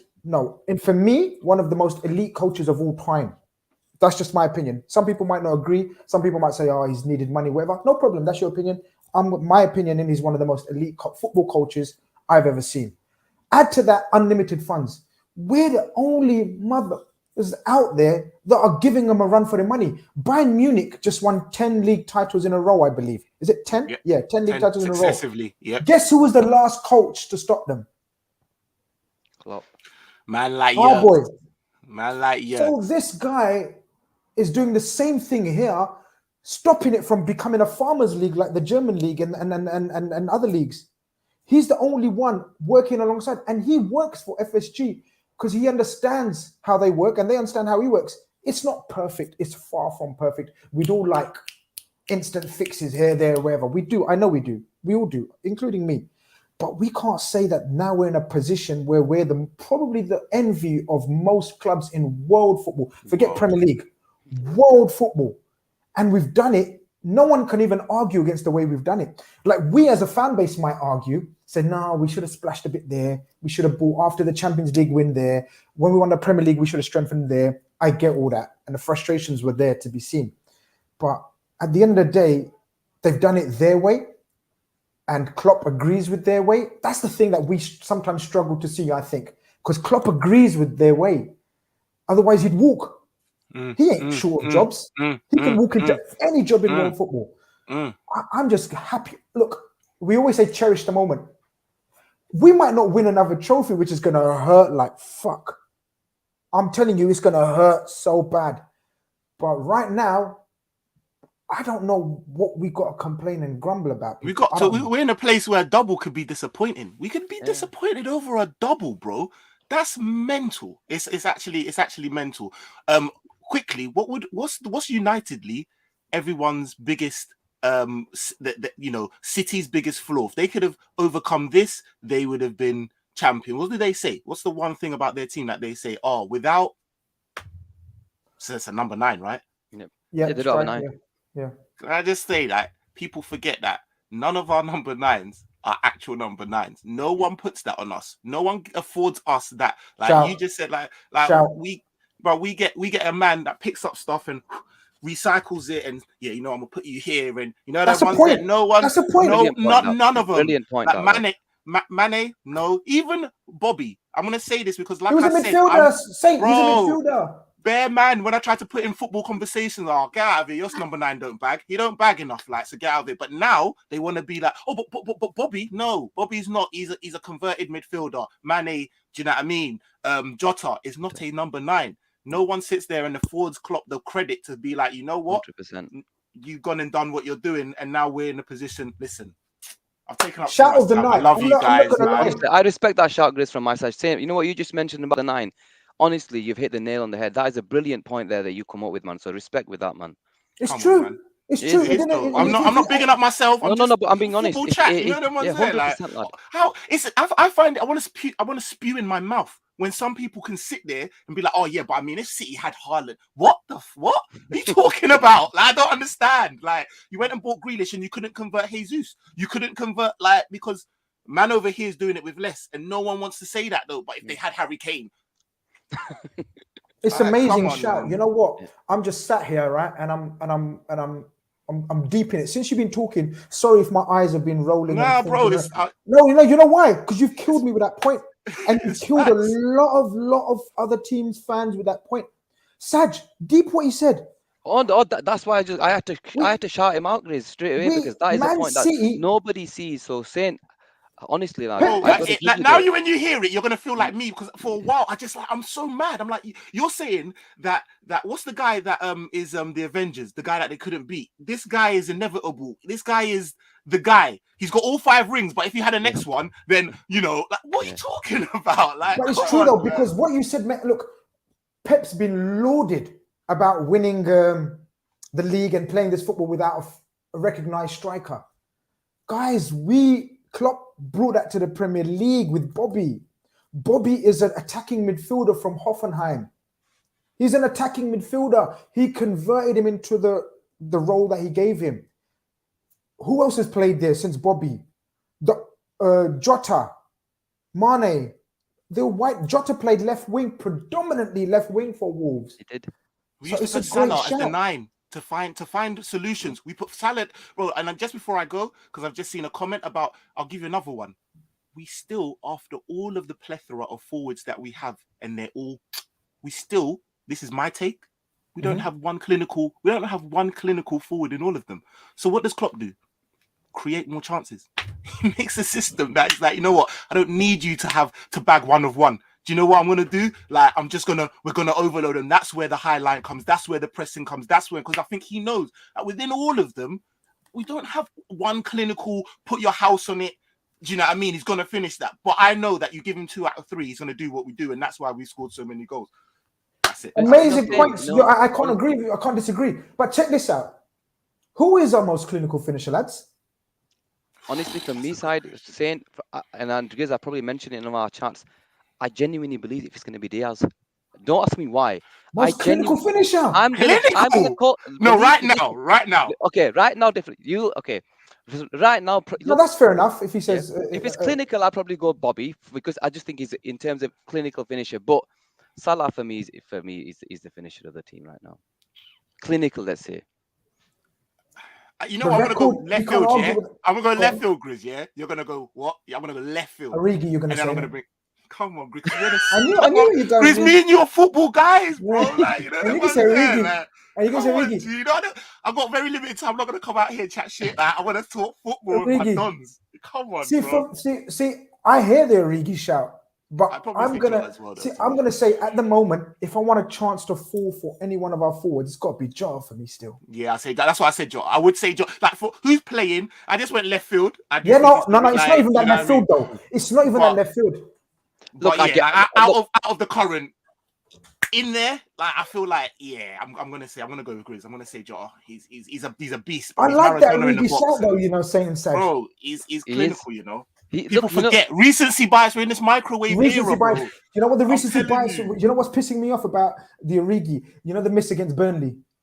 bruv. When he's clean through, Yeah. And that's all they think. And they're like, oh, Yeah, and that's then he still got pissing subbed me off off. immediately afterwards. And if he'd been kept on, he would have bagged. To as much as to say, and I know it would never happen, but I wouldn't feel no way seeing Origi. People forget what Origi does to Everton. If I saw Origi in the line, I'd be like, I see it, I feel it. You know, that one's there. Like, but yeah, listen, I know you got hella man in here. Love for you guys for having me on, man. I just Sorry, it's been a pleasure. I know we missed you man. last time, and that's why I had to get you on early this time. Love. I missed you last time. You're a real one, man. Listen, shout your channel anyway, people can find you as well. Shout your channel. Saint LFC TV. I got a couple of dons in here. Shout out Elias and a couple of guys that support me in that. Saint LFC TV. Guys, please make sure you're hitting that sub and hitting that like for my guy, man. And yeah, man, come on the Reds. We'll back 100%. We're gonna chat real soon anyway. Keep in touch, yeah. Nice one. Look after yourself. It's a brilliant shout. Oh, honestly, the shout that with the nines, man, he got to me straight away, Grizz. I got to give him a lot of respect to that, man. You know, we didn't even think of that. We didn't. We never. People talking about false nines and Pep hasn't done it with strikers and this and that. Look at us. Jesus was bought as a 9. He was bought as a striker. Because he's slightly changed now doesn't mean he wasn't bought as a 9. He was actually bought to play as a 9. But the shout out from saying credit to him, man. I've never thought of it that way.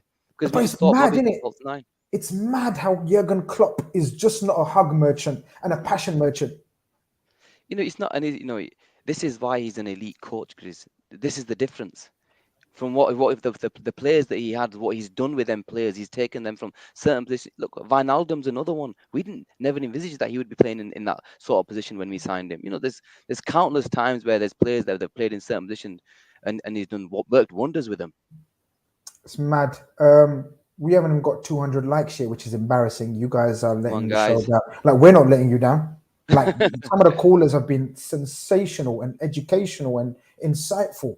But 140 likes out of 224, that's like what? Someone, there's a few haters in here. Why? Can you just press a like? It's not even easy. All right, this brother's been asking for a long time. No. Be ready, bro. You're coming on right now. He's been sending me message after message after message. Here we go. How are you, my friend? I'm doing good, man. It's an honor to meet you, Grizz. I can't believe it's an honor to speak to you as well, brother. Huh? It's an honor to speak to you as well. I think you're one of my favorite Liverpool fans out there. Do you know what I mean? I'm humbled. Thank you I'm very one much, of the my people, friend. man, as they call you, man. I appreciate that, bro. Thank you very much for the love. How are you? You must be happy. I think we know how you are. Yeah, man. I'm happy, man. You know, do you know what I mean? But it is what it is, man. Like, listen, I'm good, man, and I'm happy we won today. But you're going to not like me. I want the gun, but I'm happy when you win, innit? I'm a balanced guy, innit? Because I believe that we need someone better to get over that line. But it is what it is. Do you know what I mean? But anyway, like from your guys' perspective, Klopp done miracles, man. Do you know what I mean? You revolutionized your club, man. If he wins the quad, people will cry if they don't.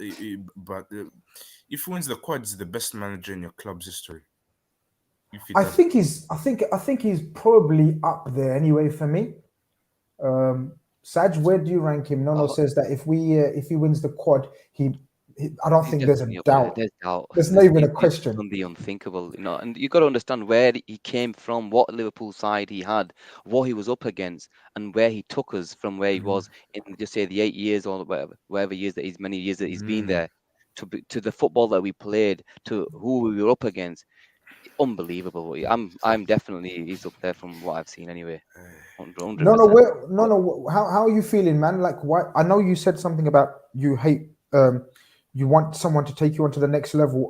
Am I thinking that you don't think Arteta's the man to take you on, or you're not a fan of Arteta? What are you saying with that?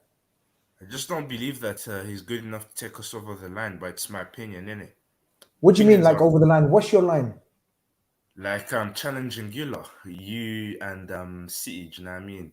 And the big boys, innit? The big dogs. Because I do believe that Arsenal, we shouldn't be in the Europa League with these teams and them, man. I think we're a Champions League club and deserve to be there.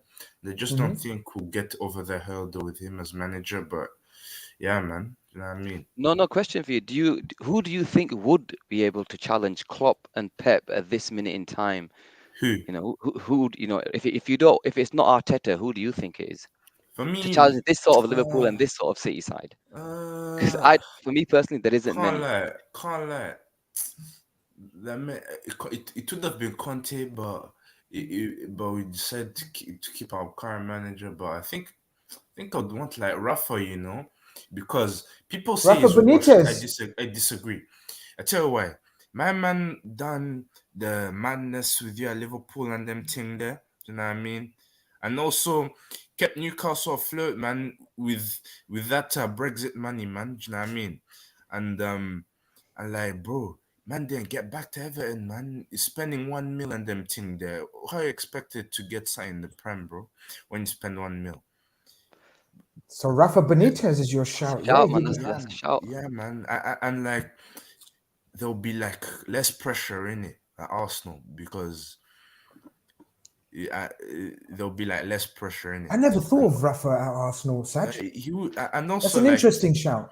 he looks like a nice bloke, doesn't he?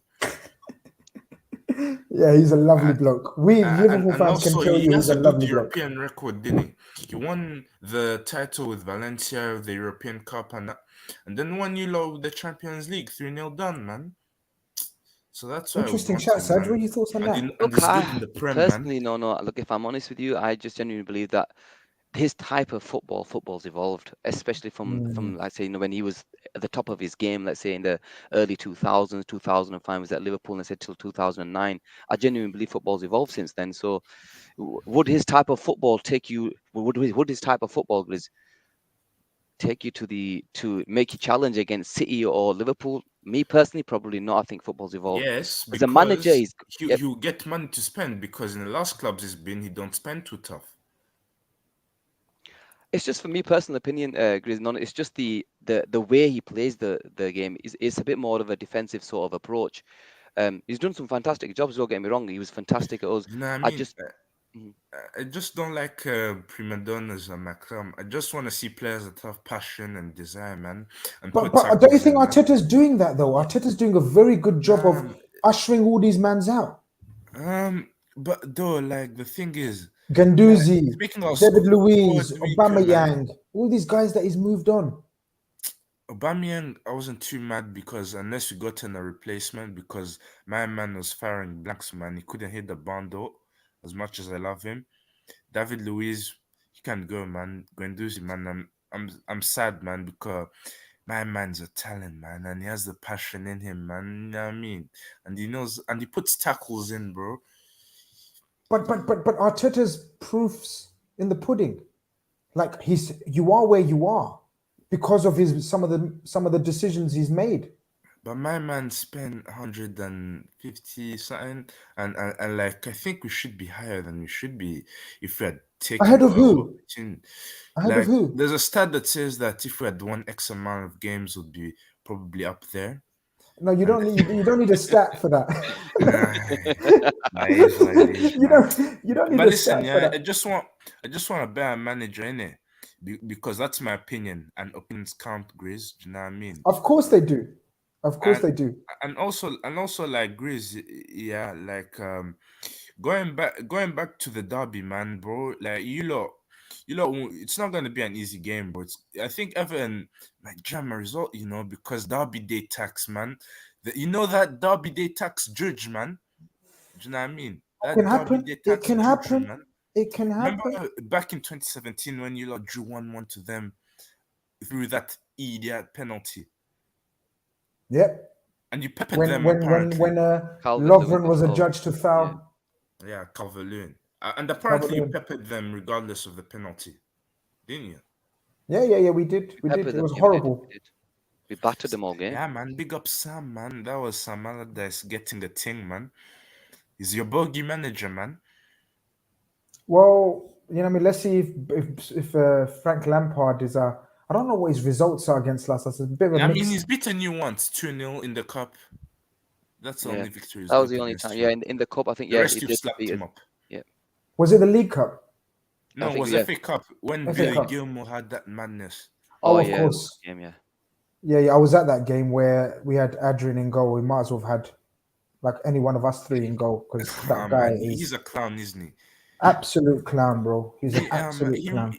like it sounds to me wild, but David James is a scrub, man. Why have you moved on to David James? No, he's like Adrian. He's like Adrian, innit? Because the way he flaps, man. Come on, my Do you man know gets what? Do you know bullied. what? David James was just crazy. He was actually his decision making was crazy. He was mental, but he was as a goalkeeper, he was very good. He just decisions were mad. Nah, man. You know, He's he one was of good them when he first Brexit came, guys. keepers, man. You know, when he was coming through when he was young, I thought I thought genuinely believed at the time we had a really good keeper, and then Yeah, some of the mistakes, you know, like you but said, he he was went just mad. rash. He went Just, mad. but then he did well when he went to like West Ham. You know, he had a decent career after that in Because Portsmouth. there's He less was a good pressure. goalkeeper. That's key. Exactly. Yep. Good point. Good point. Less pressure. And also like, and also like, going back to the game. I think if you win the midfield battle, you must win it because like Everton, like against teams that don't try, they get results in it. Like their previous game, like they got a 1-1 draw with Leicester, but Leicester missed bare chances and Last minute equaliser as well. did some stupidness, and Liverpool don't miss chances like that. If Leicester had one of your players, game over, man. Mm. I tell you what, I also want Everton down because the way these man beat us, yeah, back in December, man, and the way Demary Gray celebrated removing his shirt, man. Oh my god, the shamelessness, man. You know what? But you've got your revenge on a lot of teams, man. Like United. Do you remember when Lingard danced in your stadium?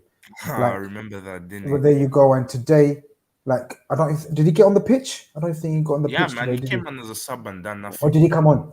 Yeah, well, there you go. That makes it even sweeter for you that he came on the pitch and And had zero Rashford as impact. well, the Mancunian bread, man. My man needs to be feeding kids, man. You know what I mean? Well, there you go. You know what I mean? I think he's going to be doing that for a little while still now. And I mean, Oh, yeah, concentrating on that. bro. Oh, yeah, But man. Like I said, man. Like I would start Jota for this game because them centre backs are rough youths, man. Jota has it, man. He knows how to occupy I think centre that's a back. fair shout. I Yeah, think that's that a has fair improved shout. in his game. Last season, he was kind of getting bullied by defenders in a way. This season, he's been stronger, man, and been He is. winning bare headers, man. So that's why I would start him, man. Salah picks for himself. Mane left, no discussion, and like just similar team to United, but I wouldn't start Thiago because he might get injured, because their midfielders might back him up. You know what I So mean? even you're saying, yeah, as a neutral, you're saying you'd hold back Thiago from this game. Yeah, because Everton players are rough, and remember when they knocked him out. Well, yeah. Yeah, it's a tough It's a call lot of people have though. called this, haven't they? A lot of people have called this, Mm. saying the same thing. Yeah, man, and like for me, Thiago, like he bossed their midfield earlier in December at their ground, didn't he? Right. So like you have Champions League next semi-final, Villarreal, Emery, and them team there, big game. You know what I mean? Potential Champions League final. So I think you should rest him for that. And any midfield three would be good enough to get something against Everton. Come on. It's not Everton. It's not like Everton are like Barca or anything. They're your Far from. rivals. They're your rivals, and that, but they're nothing We've special. we've got a question for you. Someone wants to ask you a question. No. Here we go. He says, Grizz, ask the man if he would take Ox back. If yes, I'll drive him down myself as long as he pays for the petrol, because petrol is very expensive these days, as we know. But what are you saying to this proposition? Nah, boy, never, bruv. He needs to get Really? he needs to get out of he needs to stay away from Islington, bruv. Do you know what I mean? No, you're not having him back, Yeah, no? bruv. He was whack for us, bruv.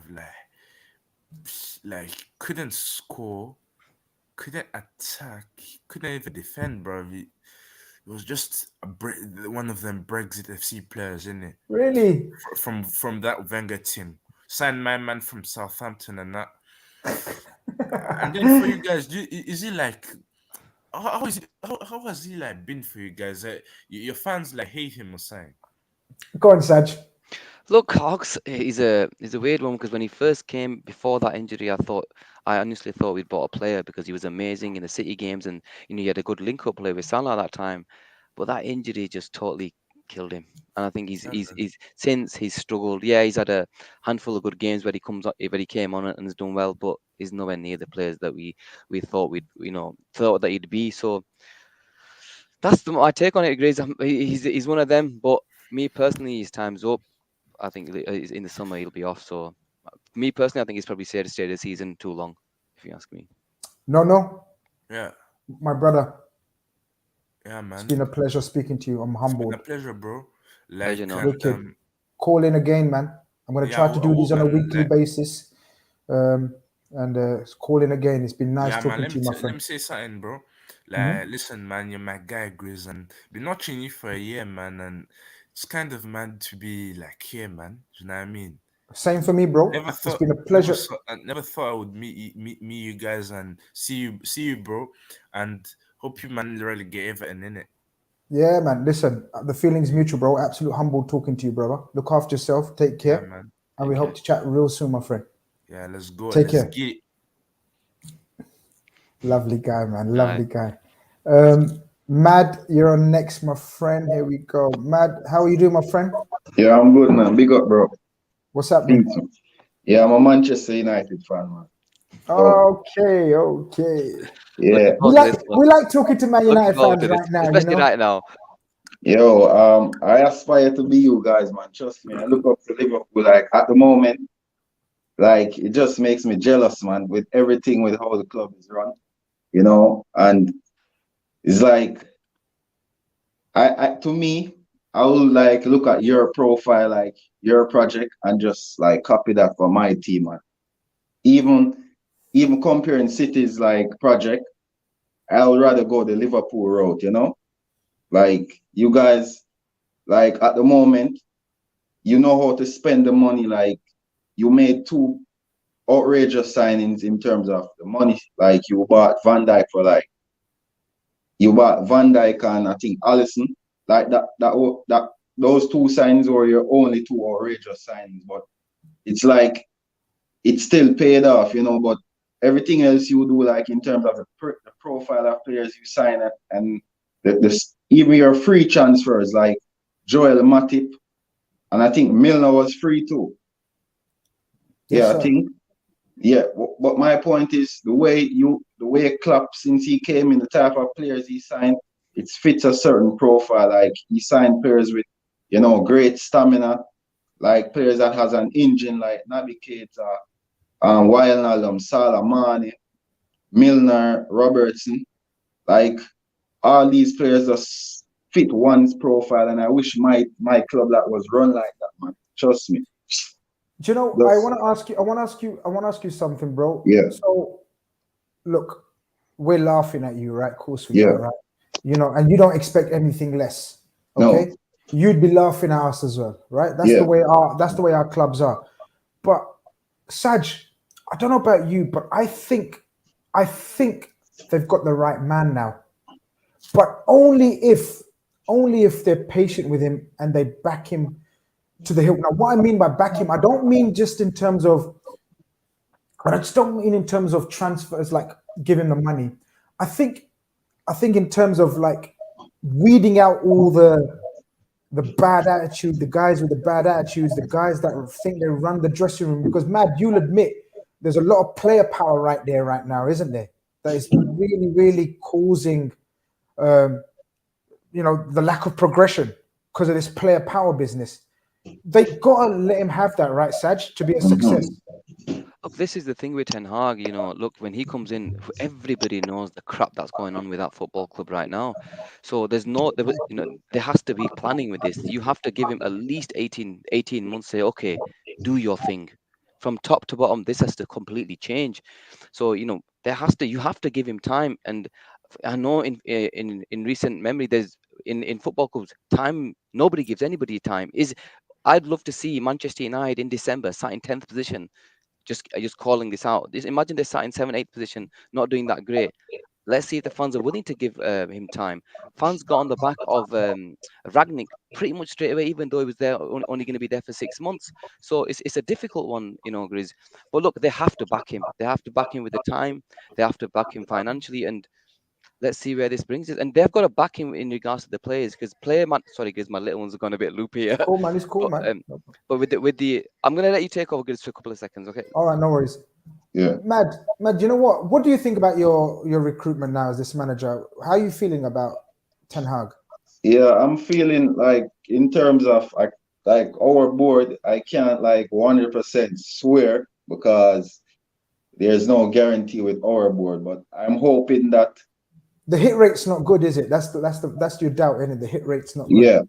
Yeah. I'm hoping that everything he's given the license to change everything in terms of like if he wants a young player from the German league or the Ukrainian league, whatever profile of player he sees, I want them to back him in terms of getting him a certain profile instead of getting him someone that has big name or someone that's lighting up Europe, Like, okay, there's a guy, the new striker, he's called he's played for Benfica, that Nunes guy, right? So if Ten Hag wants a striker like, say, Ivan Toney from Brentford that fit a certain profile, knowing my club, they'll probably sign a player like Nunes without knowing the style he fits, without knowing whatever, like, the requirements for a striker like Nunes, and they will sign him, and then what that creates now is that we have an atmosphere of players that are high profile players. So they don't suit a certain system, like Wan-Bissaka, he's like a defensive player that's more like it will fit in an old school type of team. Then we have Sancho that likes to play with players that get close to him. He's not like a individual player like a Sadio Mane in his prime, or he's not like a Vinicius Junior or Mbappe who just can take the ball from here and move past player. Sancho is like, he gets into the game, and then now we have a right back like Wan-Bissaka, then you have a Maguire. These guys now, it's like it's mismatch, So my thing is that I want the manager to have full backing. I want his people. I want him to bring in his people. And I just want the club also and the fans. The fans also is part of the problem in terms of the player power. They promote it also, because I'm a Pogba guy. I love Pogba, right?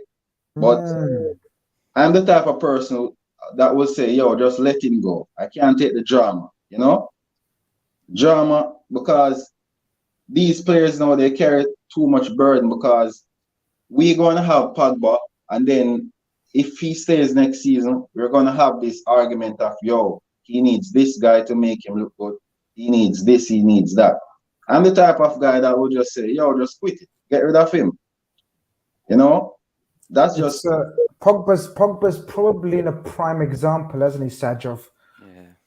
I don't know, man. How do you see it? Like, so correct us if we're wrong. I don't know if Sajov knows what. So he was free, right? He came through the academy. Yeah, he came through academy. You then sell him. Yeah. For how much? I think he signed for free to Juventus too. I think he did that. I think it was. That was up, wasn't it?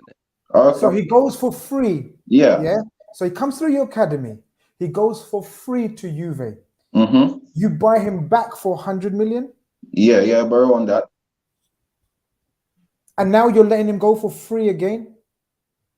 It's messed up, and it's and then again, as I'm saying, that it doesn't, like, these type of things is a representation of how the club is run. So I'm a type of person. You're dating a girl, right?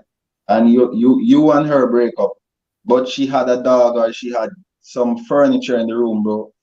It's each time you look at that, you're gonna remember. So I'm the type of person that say, yo, just get rid of it. Clear everything. Because, all right, one more thing. Look at Luke Shaw and these guys. There's going to have fans that's going to tell you that Luke Shaw might come good next year. I don't want that argument because he's already on the amount of wages that world class players are on. You understand? And these type of players, they come with injury. Anthony Marshall. I watch Anthony Marshall for Sevilla. I watch Luke Shaw. These guys, as soon as they get knocked, they're going to be out for like 2 months, 3 months. And then when they're out for 2 months, 3 months, they take a little time to get in the groove. So I'm not willing to bank my hopes on Marshall coming back, Luke Shaw coming good, Wan Bissaka learning to do stuff. You know, but you have the fan favorites like the Player FC, they're willing to do that. And that's the thing that also ruined our progression because we don't know what we want. And because currently we are bad, we don't have nothing to celebrate. So we celebrate anything. You understand? So that's part of being a bad team because we don't have any standard and we just hold on to different things. And one example, that's why I respect people like Sadio Mane and Salah, Sadio Mane and Klopp. The thing with Sadio Mane is that when I look at him, I see him as a hungry player that probably is not the flashiest, you know, like technically he's not like, you know, Mahrez has this touch and he can take free kick, but Sadio Mane, he's a player that if he fights for what he wants. Remember, he was playing on the right for Southampton. Then he was playing in a front two in his last stages. Then he moved to Liverpool. And I think when you signed him, I think the other season when you went to sign Salah, I think there was a discussion of Sadio Mane giving up the right wing for Salah. I don't know if that was the case. But I think it was like a tactical move. I don't think he gave it up, but I know what you mean. Yeah. Okay, but he reinvented himself at the left because he has a mentality to like do whatever needed. And then you brought in Diaz and Jota, and these guys gave him a run for his money, right? So this man look at it and say, yo, I'm not going to go out of the game like this. I'm going to put in the work and I'm going to try. He did it the opposite again, and he turned himself into a number 9, whatever it wants to be. And remember, this guy is 5'10", and this guy can head a ball. So you know that this guy trains hard. This guy work on certain things because he's not a good shooter out the box, right? He's not a good shooter, like, you know, typical winners cut in and bang one from outside. So that might be his weakness, meaning that he doesn't have that, like, a Ronaldo, you know, prime CR7 can hit one from outside the box. But he works on things outside, so you can see what he works on, you know. His 100%. Shooting, he can use both feet, he presses, he tackles. All of these things you see Sadio Mane do is things that he works on because he's saying that, okay, I don't have this, I don't have that, but I'm going to make this become my strength. So these are the type of players I want at my team. Now we have a situation where people are saying that Rashford can't play on the right, he needs to play on the left. Sancho can't play on the right, he needs to play on the left. Greenwood can't play Greenwood. So when you have too much of that, player can't play here, player can't, it's like it does create a blockage, you know? What it creates, it shows the wrong attitude. Everything that you've said about Sadio, Saj, is down to attitude, personal desire and personal hunger. It's so apparent that none of this United squad, barring Ronaldo, who's done it at the highest level and has made himself that level of player, none of the others, it's fair to say, Saj, have got it. They haven't, and like you mentioned Sadio, you got to hats off to our board and to our scouting, because it's never been about just signing the player. It's about the person. We sign a player, we look at their background, we look at their personality, we look at their fight, we look at all these things when Liverpool sign any sort of footballer. So, you know, I find Man United baffling, you know, where some of the players, you know, I thought at the start of the season Sancho was primarily to come and play on the right hand side for them. He's hardly played there at the start of the season. I was surprised to see the players play there. It's just the profile of play that they get. It just doesn't make sense at times. But not to say that I'm not enjoying it. But Sadio, man, you're talking elite mentality, man. Elite winner. Elite mentality, elite winner. He will do it. Look, what you mentioned the other day, where he actually went out to find out what was wrong with him, to see and then they had to get himself checked out to find out what, he was all right. There's nothing wrong with him. Just keep playing, and look where he is now. He's back, and this is the elite mentality he possesses. And I see we call it the akar. We see the arrogance come back into Sadio over the last month as well. So this is elite footballers, Grizz. Do you know what it is? And you know what, Mad? You make a good point about use referencing the clearance. Yeah, I want to ask you something before we keep it moving, my bro. Yeah. I want to ask you, be honest and tell us how many out of this current squad you want to keep. Okay, all right. If you let's make it, I'm gonna make it quick and short. Listen, no. And listen, you're allowed to be as unrealistic or as realistic as you want. Okay. If I could keep, I will keep, say, on the top of my head, I will keep 5 players, right? Mm-hmm. Just 5. I'll keep Diego Dalot, not because I think he's good enough, but because I'm looking forward to getting a better right back than him. Okay. And he will be the backup, because when Diego Dalot signed, he never got the chance, like Wan-Bissaka, like a full 50 games for us to audition him to say, okay, he's this or that. So I'll just give him at least a season. So I'll keep Diego Dalot. I'll keep Telles, because he's on like normal wages. Then again, he's basically not proving yet. I'll give him the time. So I'll keep Ronaldo for 1 more season. Why I'm keeping Ronaldo is that I'm planning to buy a striker. He's understudy, and I'm planning to have them work together 1 year. He can learn off Ronaldo. So Ronaldo, Dalot, Telles. I'll keep Fred, just because I'm aiming to like have a midfield of technical players, good football, but Fred is the only one that offers something different, because I'm going to need like a bulldog player like him, that offers something else. And also I'll keep Sancho, because he's still young, he's unproven. And I'll keep Varane, 1 more, Varane and Danny Van de Beek. I'll keep Bruno also, just to see if he'll strive. You're getting swept away again, aren't you? You're doing a typical United. You're keeping some of these names that don't deserve to be there again. No, you're being soft. You're turning. You started off good, right? You started off strong. You started off, man. We need to clear out. We need to clear all this dead wood out. Now you've mentioned 8 players, I think, man. Slowly. You're turning soft again, man. What's going on? You're not going to get back to the top. You want to reach our levels, you got to be hard and cold. All right, that's true. But the only one I think I have leniency with is the Bruno, because I'll get rid of Pogba right now. Get rid of Pogba right now. Cavani, Rashford, Martial.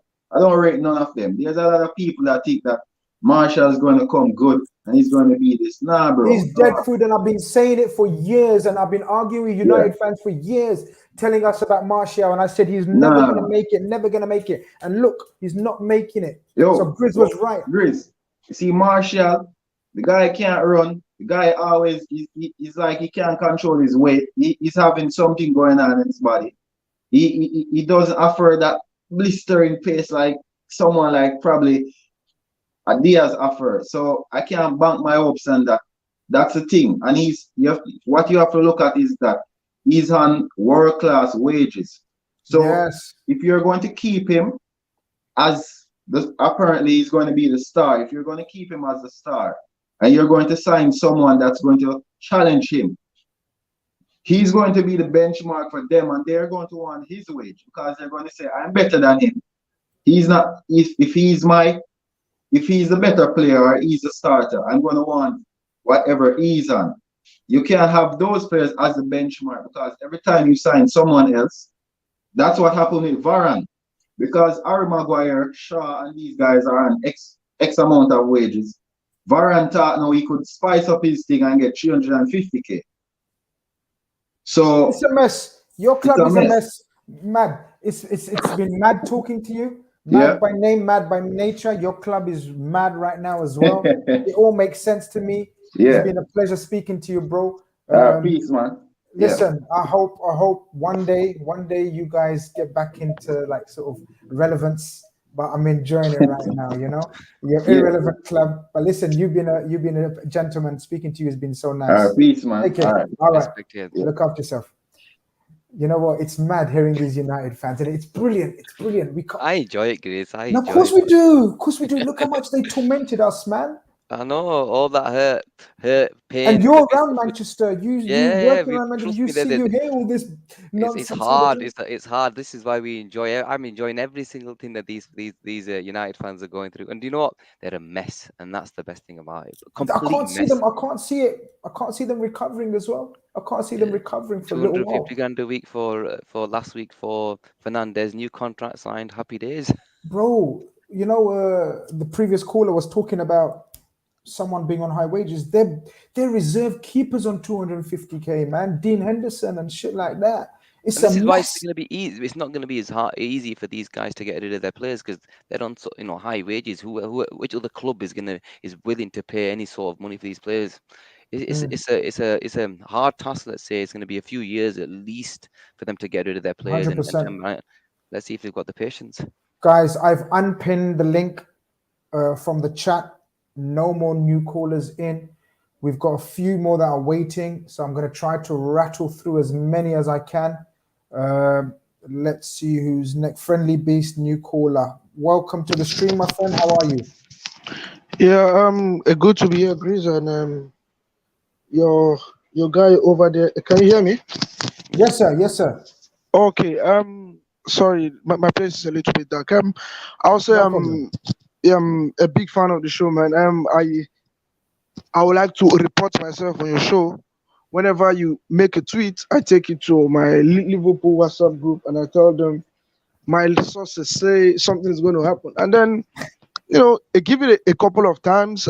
I've gotten a few right, but I didn't get the Mbappe one right. So I've been, they see me as a inside source. Where are you calling I'm from? trying to Nigeria. I'm just trying to I'm just trying to report myself, man. But yeah, so whenever I tell them my little birds give me an insight on who we're going to sign next, I'm just saying, man, I get all my stories from you. So keep up the good work, man. No problem, Yes. sir. I really appreciate it. Really appreciate that. My first question is I watched that United game again, and yes, we could talk about how bad they were, but I also think I've not seen us pressed like that in a while. So I was quite impressed with the tempo of the game. Like, we didn't allow them settle.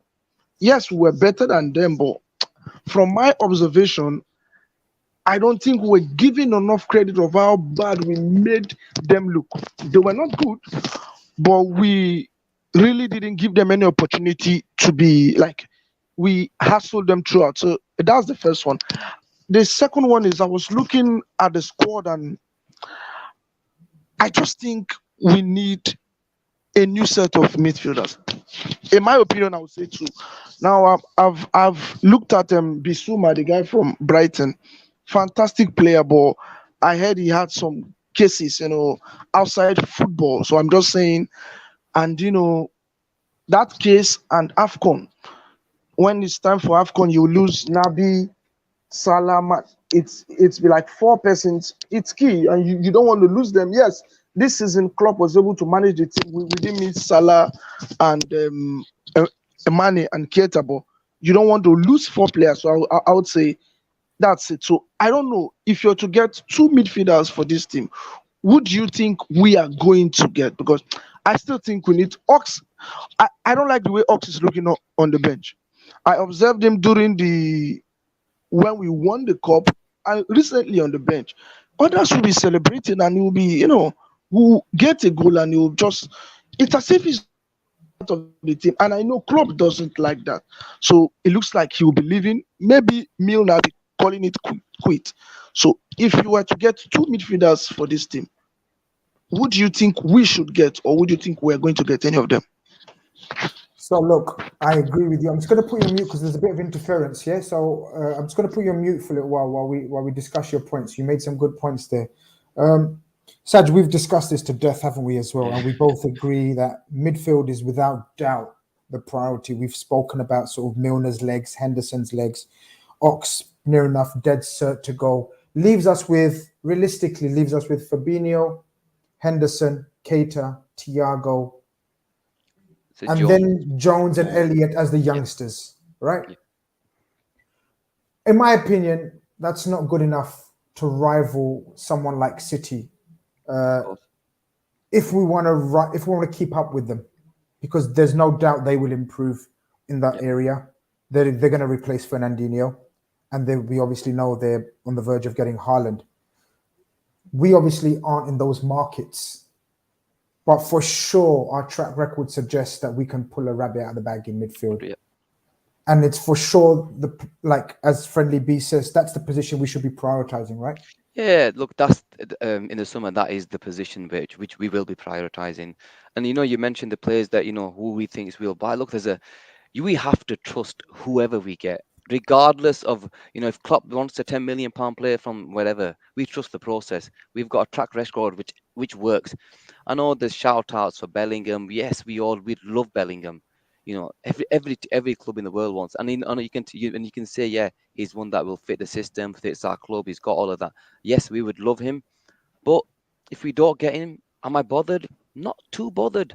Why? Because we're Liverpool. Whoever we've bought in the past, 90% of our signings turn out to be, a success rate. Our success rate is at least 90%. So look, let's just get these. Whoever we buy, we know we're gonna buy. There's no doubt. Do I know who we're gonna buy? I'm not too fussed, Chris, if I'm honest. That's my personal. Whoever we buy will work for us. That's and we trust the process. It's true because look, I don't know if you agree, friendly beast. What's your name, sir? What shall we call you? Friendly beast seems a bit. Is it okay if I call you? Anything. My name is Google James. This is just my name on social. Okay, no problem. I'll call you sir. I just use it to scare people. Can you hear me? Yeah, we can hear you, sir. We can hear you. Yeah, no, I mean, we were a bit scared at the start when we heard Friendly Beast, but it's okay now. We're friends now. We're brothers. We're like family now. It's good. But in terms of who I'd like, I think I've made it quite clear on my socials who I'd like. I think for me, if Bissouma didn't have the issues related around his personal life, and if he had not refused us in the first instance last season because he was banking on an Arsenal move, then for me personally, Bissouma would be first choice. I just think he'd be so good. He'd be so good in this Liverpool team. I'm salivating at the mouth of Yves Bissouma in this team, in this setup, in this formation. Again, Tchouaméni of Monaco, such a wonderful young, in my opinion, again, potentially world-class player who's going to be playing at a world-class level for many, many years to come. So these are my two choices that I would go for, bro.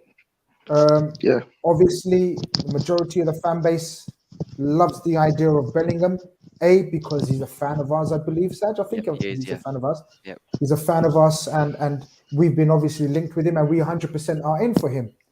But again, like Saj, I'm not fussed. I've got to a point, I've reached a level of supporting this team where I'm so relaxed about transfers and who we bring in. That side of it is probably the least concerning for me. And that is huge, considering most fans only think about transfers. But we're at such a level that it's the least concerning. I'm just worried about Klopp and in the hope that he stays and he signs, because for me, that is the ultimate signing that we can make for the next 4 or 5 years, in my opinion. But look, before we let you go, give us two of your favorite signings that you'd like to make this summer. Wow. I would say sorry about that. Finished. I love them, Gravenberch, but it looks like he's going to Bayern. Because I'm looking at midfielders too. So I would say give me Tchouaméni and maybe Vitinha, or there's one other guy that your guy Javi follows. I think he's from Porto. What's his name? Pedro. I don't want. Pedro Goncalves, yeah. Goncalves. Yes. He likes Pedro Goncalves from Sporting Lisbon. Sporting. Yes. So just those two I don't midfielders think- will be okay. I don't think Pedro Goncalves. I don't think we need him. The reason why I don't think we need him is because of Fabio Carvalho coming in. Whoa!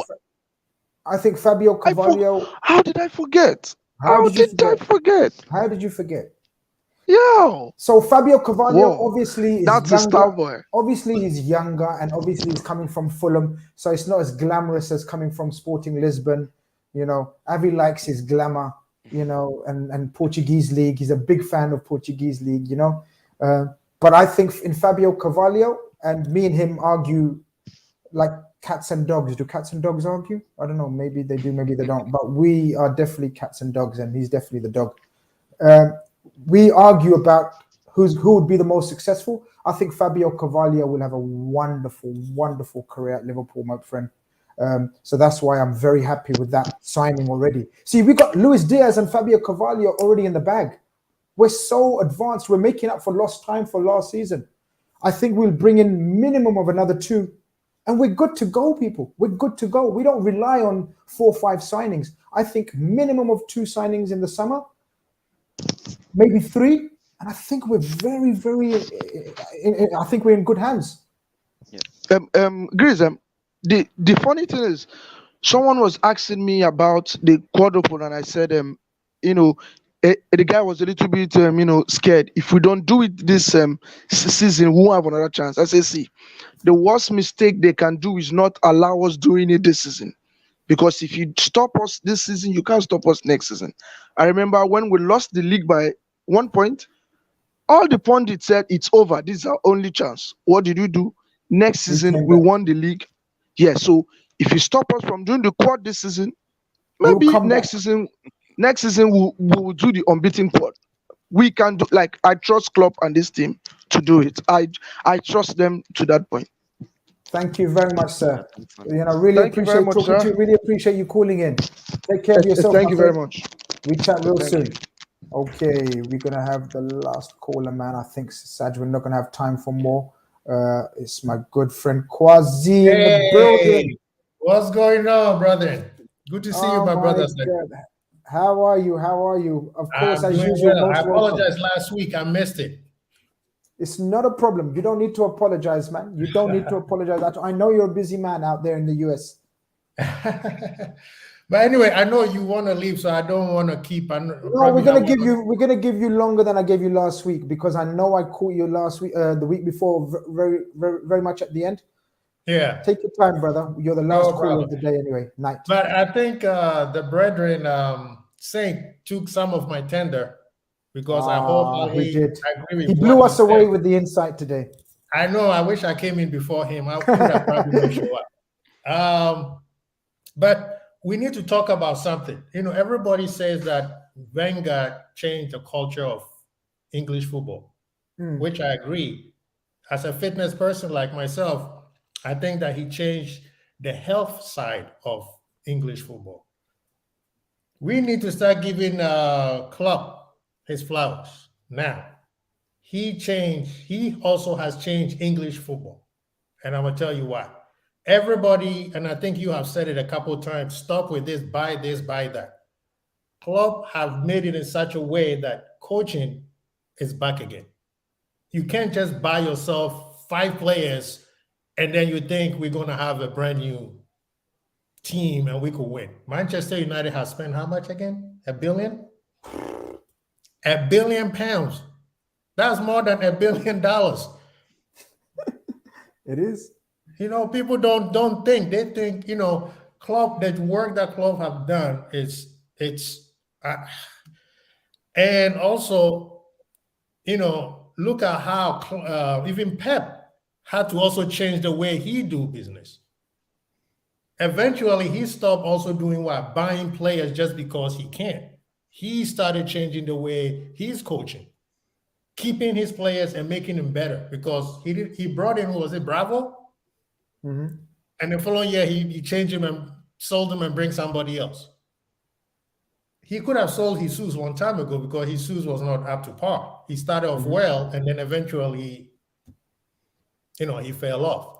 So people have to understand that English football has changed. We're not going back to the days of spending millions and millions and millions and millions. And I'm talking to all you FSC outers and what do you call it, spending FC people. That you have to appreciate what Klopp is doing. Buying players and we need this guy. We only bought 2, Grace. Igbo and Diaz.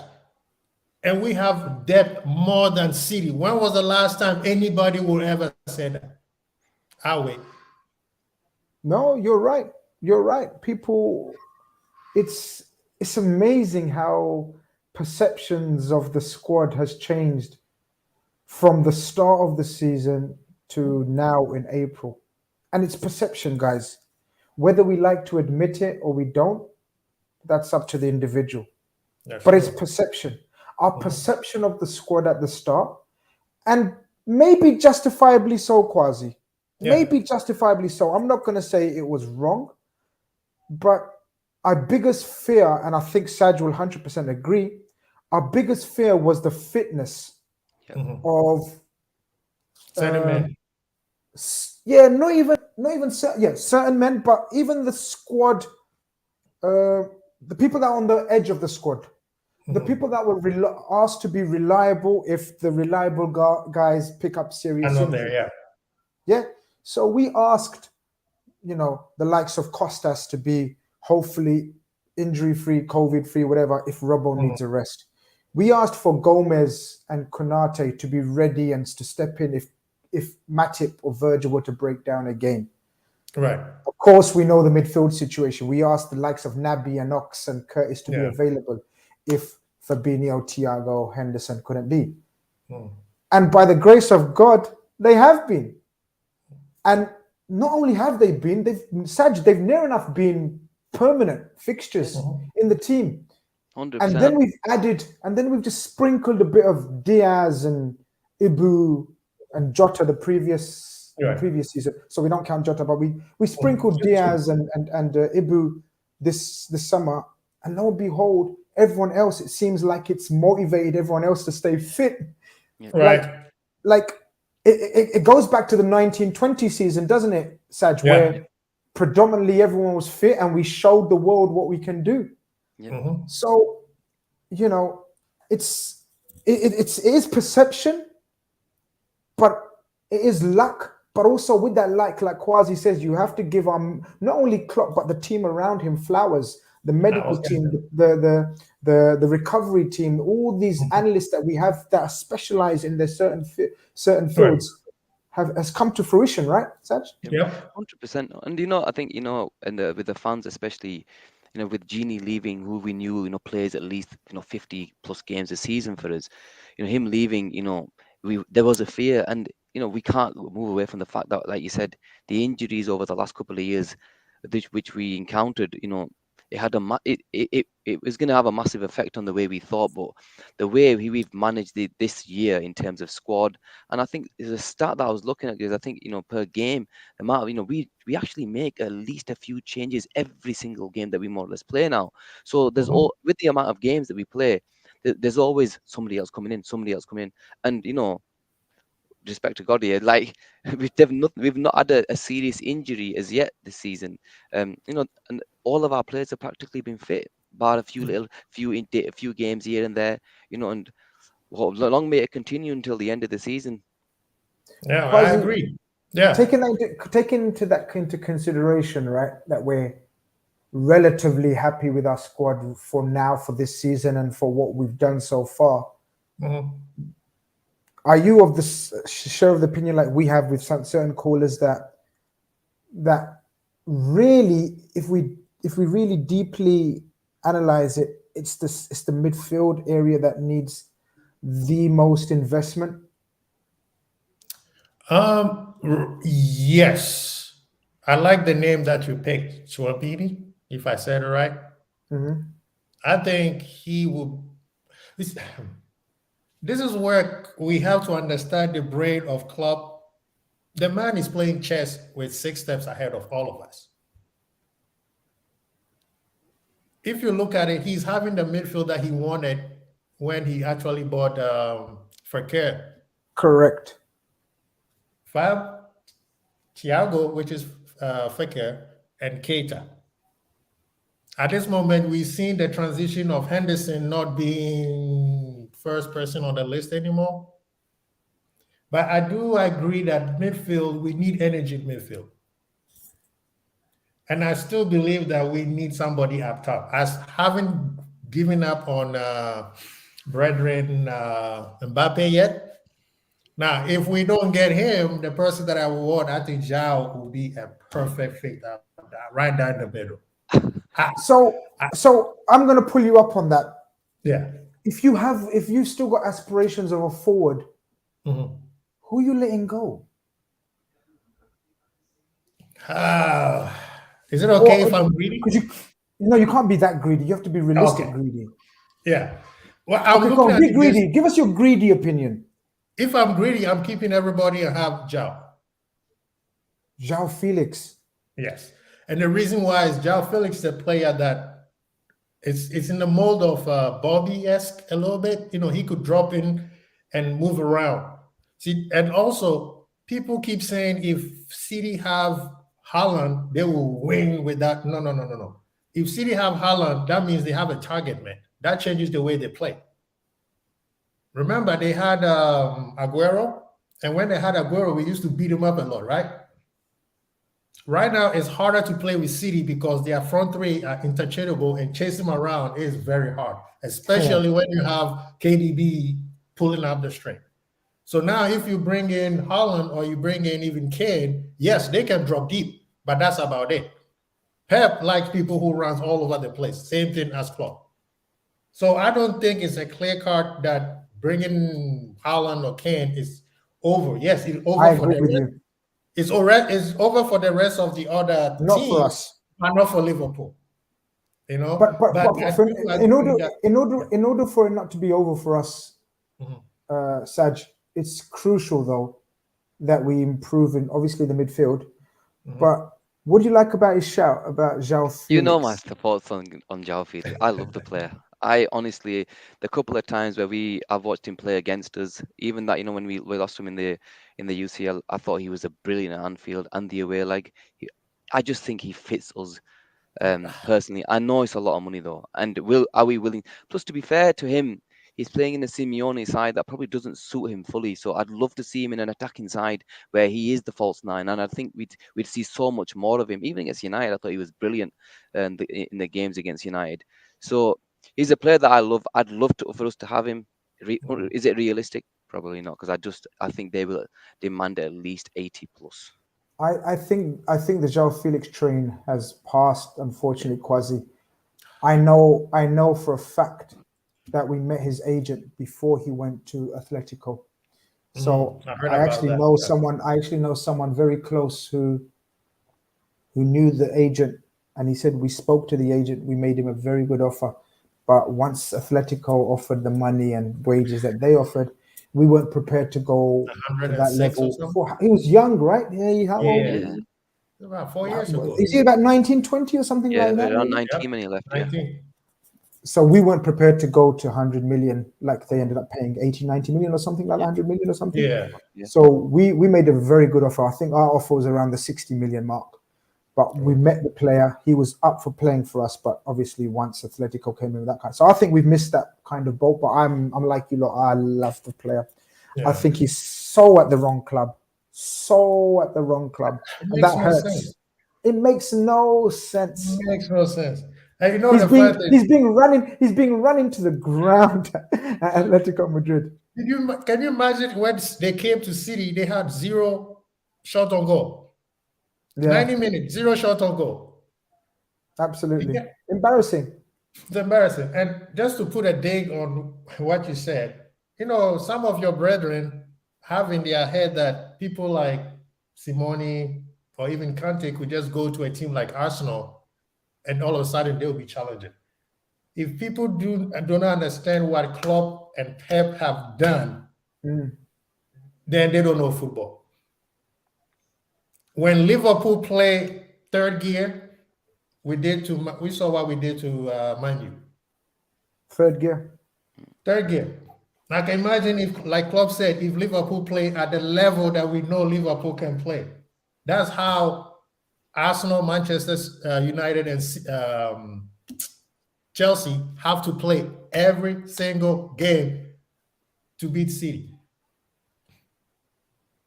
Yeah. Can they do that? Do they have the personnel to do that? There's no doubt we've taken it to different levels, our two clubs and our two coaches. Yeah. And long may it continue, man. And long may it continue. Give us, before we wrap up, man, because me and Saj have put in a shift today. Saj's making his debut on the Schooling Show, and I've got him working. I've got him working overtime. I've got him work overtime, man. Quasi, give us a prediction for tomorrow, my friend. I usually don't give numbers, but I know that Liverpool have to and will win. That's what I always say. 1-0, 2-0, 3-0, 4-0. I don't care. I need that 3 points. Simple. I need that 3 points. And one thing is City is trying to put pressure on us. It's not working.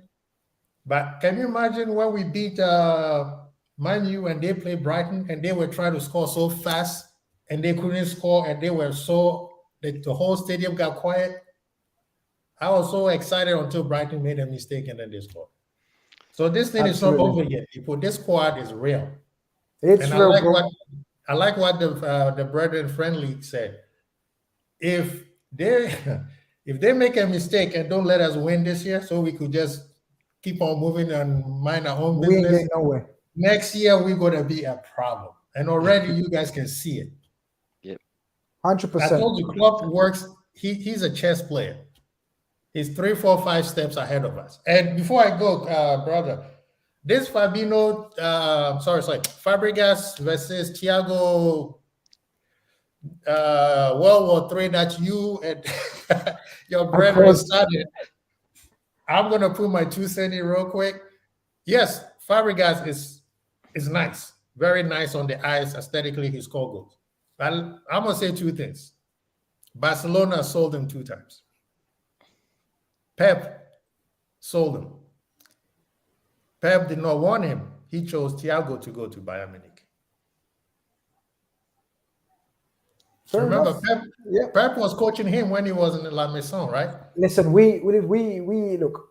It was kind of. It wasn't meant to be a debate as such. It just kind of sparked into a debate when one of my friends on the show said, "There's no comparison," and that's what got my back up. Y'all need to make sure when he said there's no drinking, comparison, I said that's stupid. That's insane statement to say there's no comparison. Yeah, you can have an opinion who's better, no problem, or who or who you think is above the other one. But to say no comparison, that got my back up. But we're gonna do where he can't drink on the show anymore. We're gonna do a whole show on that in preseason when there's no football and there's these kind of debates to have. So look out for that, man. But listen, as always, Quasi. Thank you so much. And can I do a shameless plug? Of course you can. Go for it, man. Crazy Bowl TV, please. I'm out there. Help a brother out. Absolutely. Following Christian's footsteps. And no, absolutely, man. Everyone go check out Quasi Bowl TV, man. I made a tweet and I tagged you. Some brethren said that young guy from Juve to Spurs has been a better signing than Diaz. I know it's not you, and I know it's not the brother Blue Chip. So I'll let you know the third person on the tag. I'll let you figure out who said that. Let them speak. Let them talk. But listen. Thank you so much. Good as always. Take care, my friend. I appreciate it. All right. Take care. See you later. See you later. Saj, just got to read out a few super chats before we wrap it up. Diala, who was on the show, says, fantastic show, gentlemen. Pleasure to join you both. Great quality insight and convo as always. Hope Sadio bags again tomorrow. Ole. It's amazing. How much people love got for Sadio. Read that one. Bilal says, Mane raised the bar. Elite at right wing, left wing, and now centre forward striker. He's not wrong. Okay. Elite at right wing, without doubt. In his first season, wasn't it? He was, elite at left wing for a number of seasons. I'm not going to call him elite yet. Agreed. No, fair. But he started off elitely. He has. And we'll see it in the next whatever Next 8 games. month or so. Yeah, how good he is, and because he's gonna that's his position now. He's playing Wild there. card. I think he's our wild card, Saj. He is. Inshallah, I think he's our wild card. DMT, appreciate the support. He says, Grizz, mad question, but one that needs asking. Do we start to sacrifice the Premier League for the Cup final and Champions League, seeing as City could easily win their last games? I'm going to let Saj answer this. No chance. We are going for the quad. We will go for every game, Grizz. There'll be a game or two where we might, where we, in terms of personnel, will change, but we're going for the full whack. And I don't want to. Can't. I don't think we're in a. I don't think there's no. There's no way we let one competition take over our thoughts than the other. Well, no. I think the FA Cups. Put that to the side, right? Tuck that away. The Champions League and Premier League, there's no letting up. No chance. There's absolutely no letting up. 1 point. How can we just give up on a title just because we think 1 point? Anything can happen, and from 14 points down to 1. And who's to say we're not going to? City are not going to drop points now. Yes, are they capable of winning their 5 in a row? Of course they are. Are we capable of winning our 6 in a row? Of course we are. But anything can happen. And that's the beauty of football. We'll have to hold hope that they do. And we have to be there if anything happens. And so therefore we can't let up. Look, God forbid if we drop points in our next 2 games, then I can see us prioritizing the Champions League. Right? Yeah, that makes sense. Then. But until as I titled our Sunday shows, dream till we can't dream no more. Yeah. Like we keep dreaming until the possibility of having that dream is no longer there. Yeah. So the longer me and you speak about it, the more positive it is because it's still available, right? Otherwise, we wouldn't be discussing it. Of course. And this is the beauty of it. The Cup banner make us dream. This is what they've done. They're making us dream now. So we've got to, we're on the train. Let's see where this train takes us. And we fastened with the seatbelts are on. Let's go. Oh man, I think that we're on the train, and tomorrow it takes us to Anfield again for the 140th, I believe, Merseyside derby at Anfield. We didn't even discuss it much, to be honest with you. So many variety of callers and topics and subjects, and hope you guys enjoyed the show. Saj, of course, thank you very much for helping me out today, man. I appreciate it. It would have been very lonely without you, my brother. So thank you. But yeah, guys, this has been a Kall In Khan show. It's been a massive success as usual. Hope you've enjoyed the variety of callers, clubs, opinions, narratives. We accept all. We may not agree all, but we accept and respect all. And of course, the callers have been respectful and courteous. We're going to be, what day is it today? Saturday, innit? Yeah. Tomorrow, Merseyside derby, man. All we want is 3 points, no injuries, and we keep it going. And then we do. Come final whistle, then we think about Villarreal, right? Yeah, of course. Yeah, every game is one game at a time. That's what that comes out of our club, and that's what it will be. Yeah, man. Guys, I'm gonna try to do an outro before, unless how I fucked up the intro. So give me a couple of seconds. Got it right here.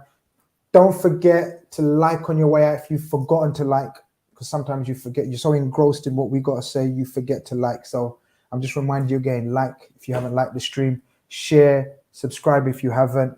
Go and check out Saj on his socials. Saj, read out your Twitter handle, man. What's your Twitter handle? It's Sajad Iqbal 786, Chris. Check it out, please, guys. Check out Sajad, his Twitter handle. Don't forget, tomorrow the Red Fellas are in the building. That will be at 9 p.m. And then we've got loads of content during the week as well, because Liverpool are great. We need to speak about them, and the more we speak about them, the more pleasure we get, and the more pleasure they keep giving us, the more we're going to chat about it. This has been the Kall In Khan show. Take care. Over and out.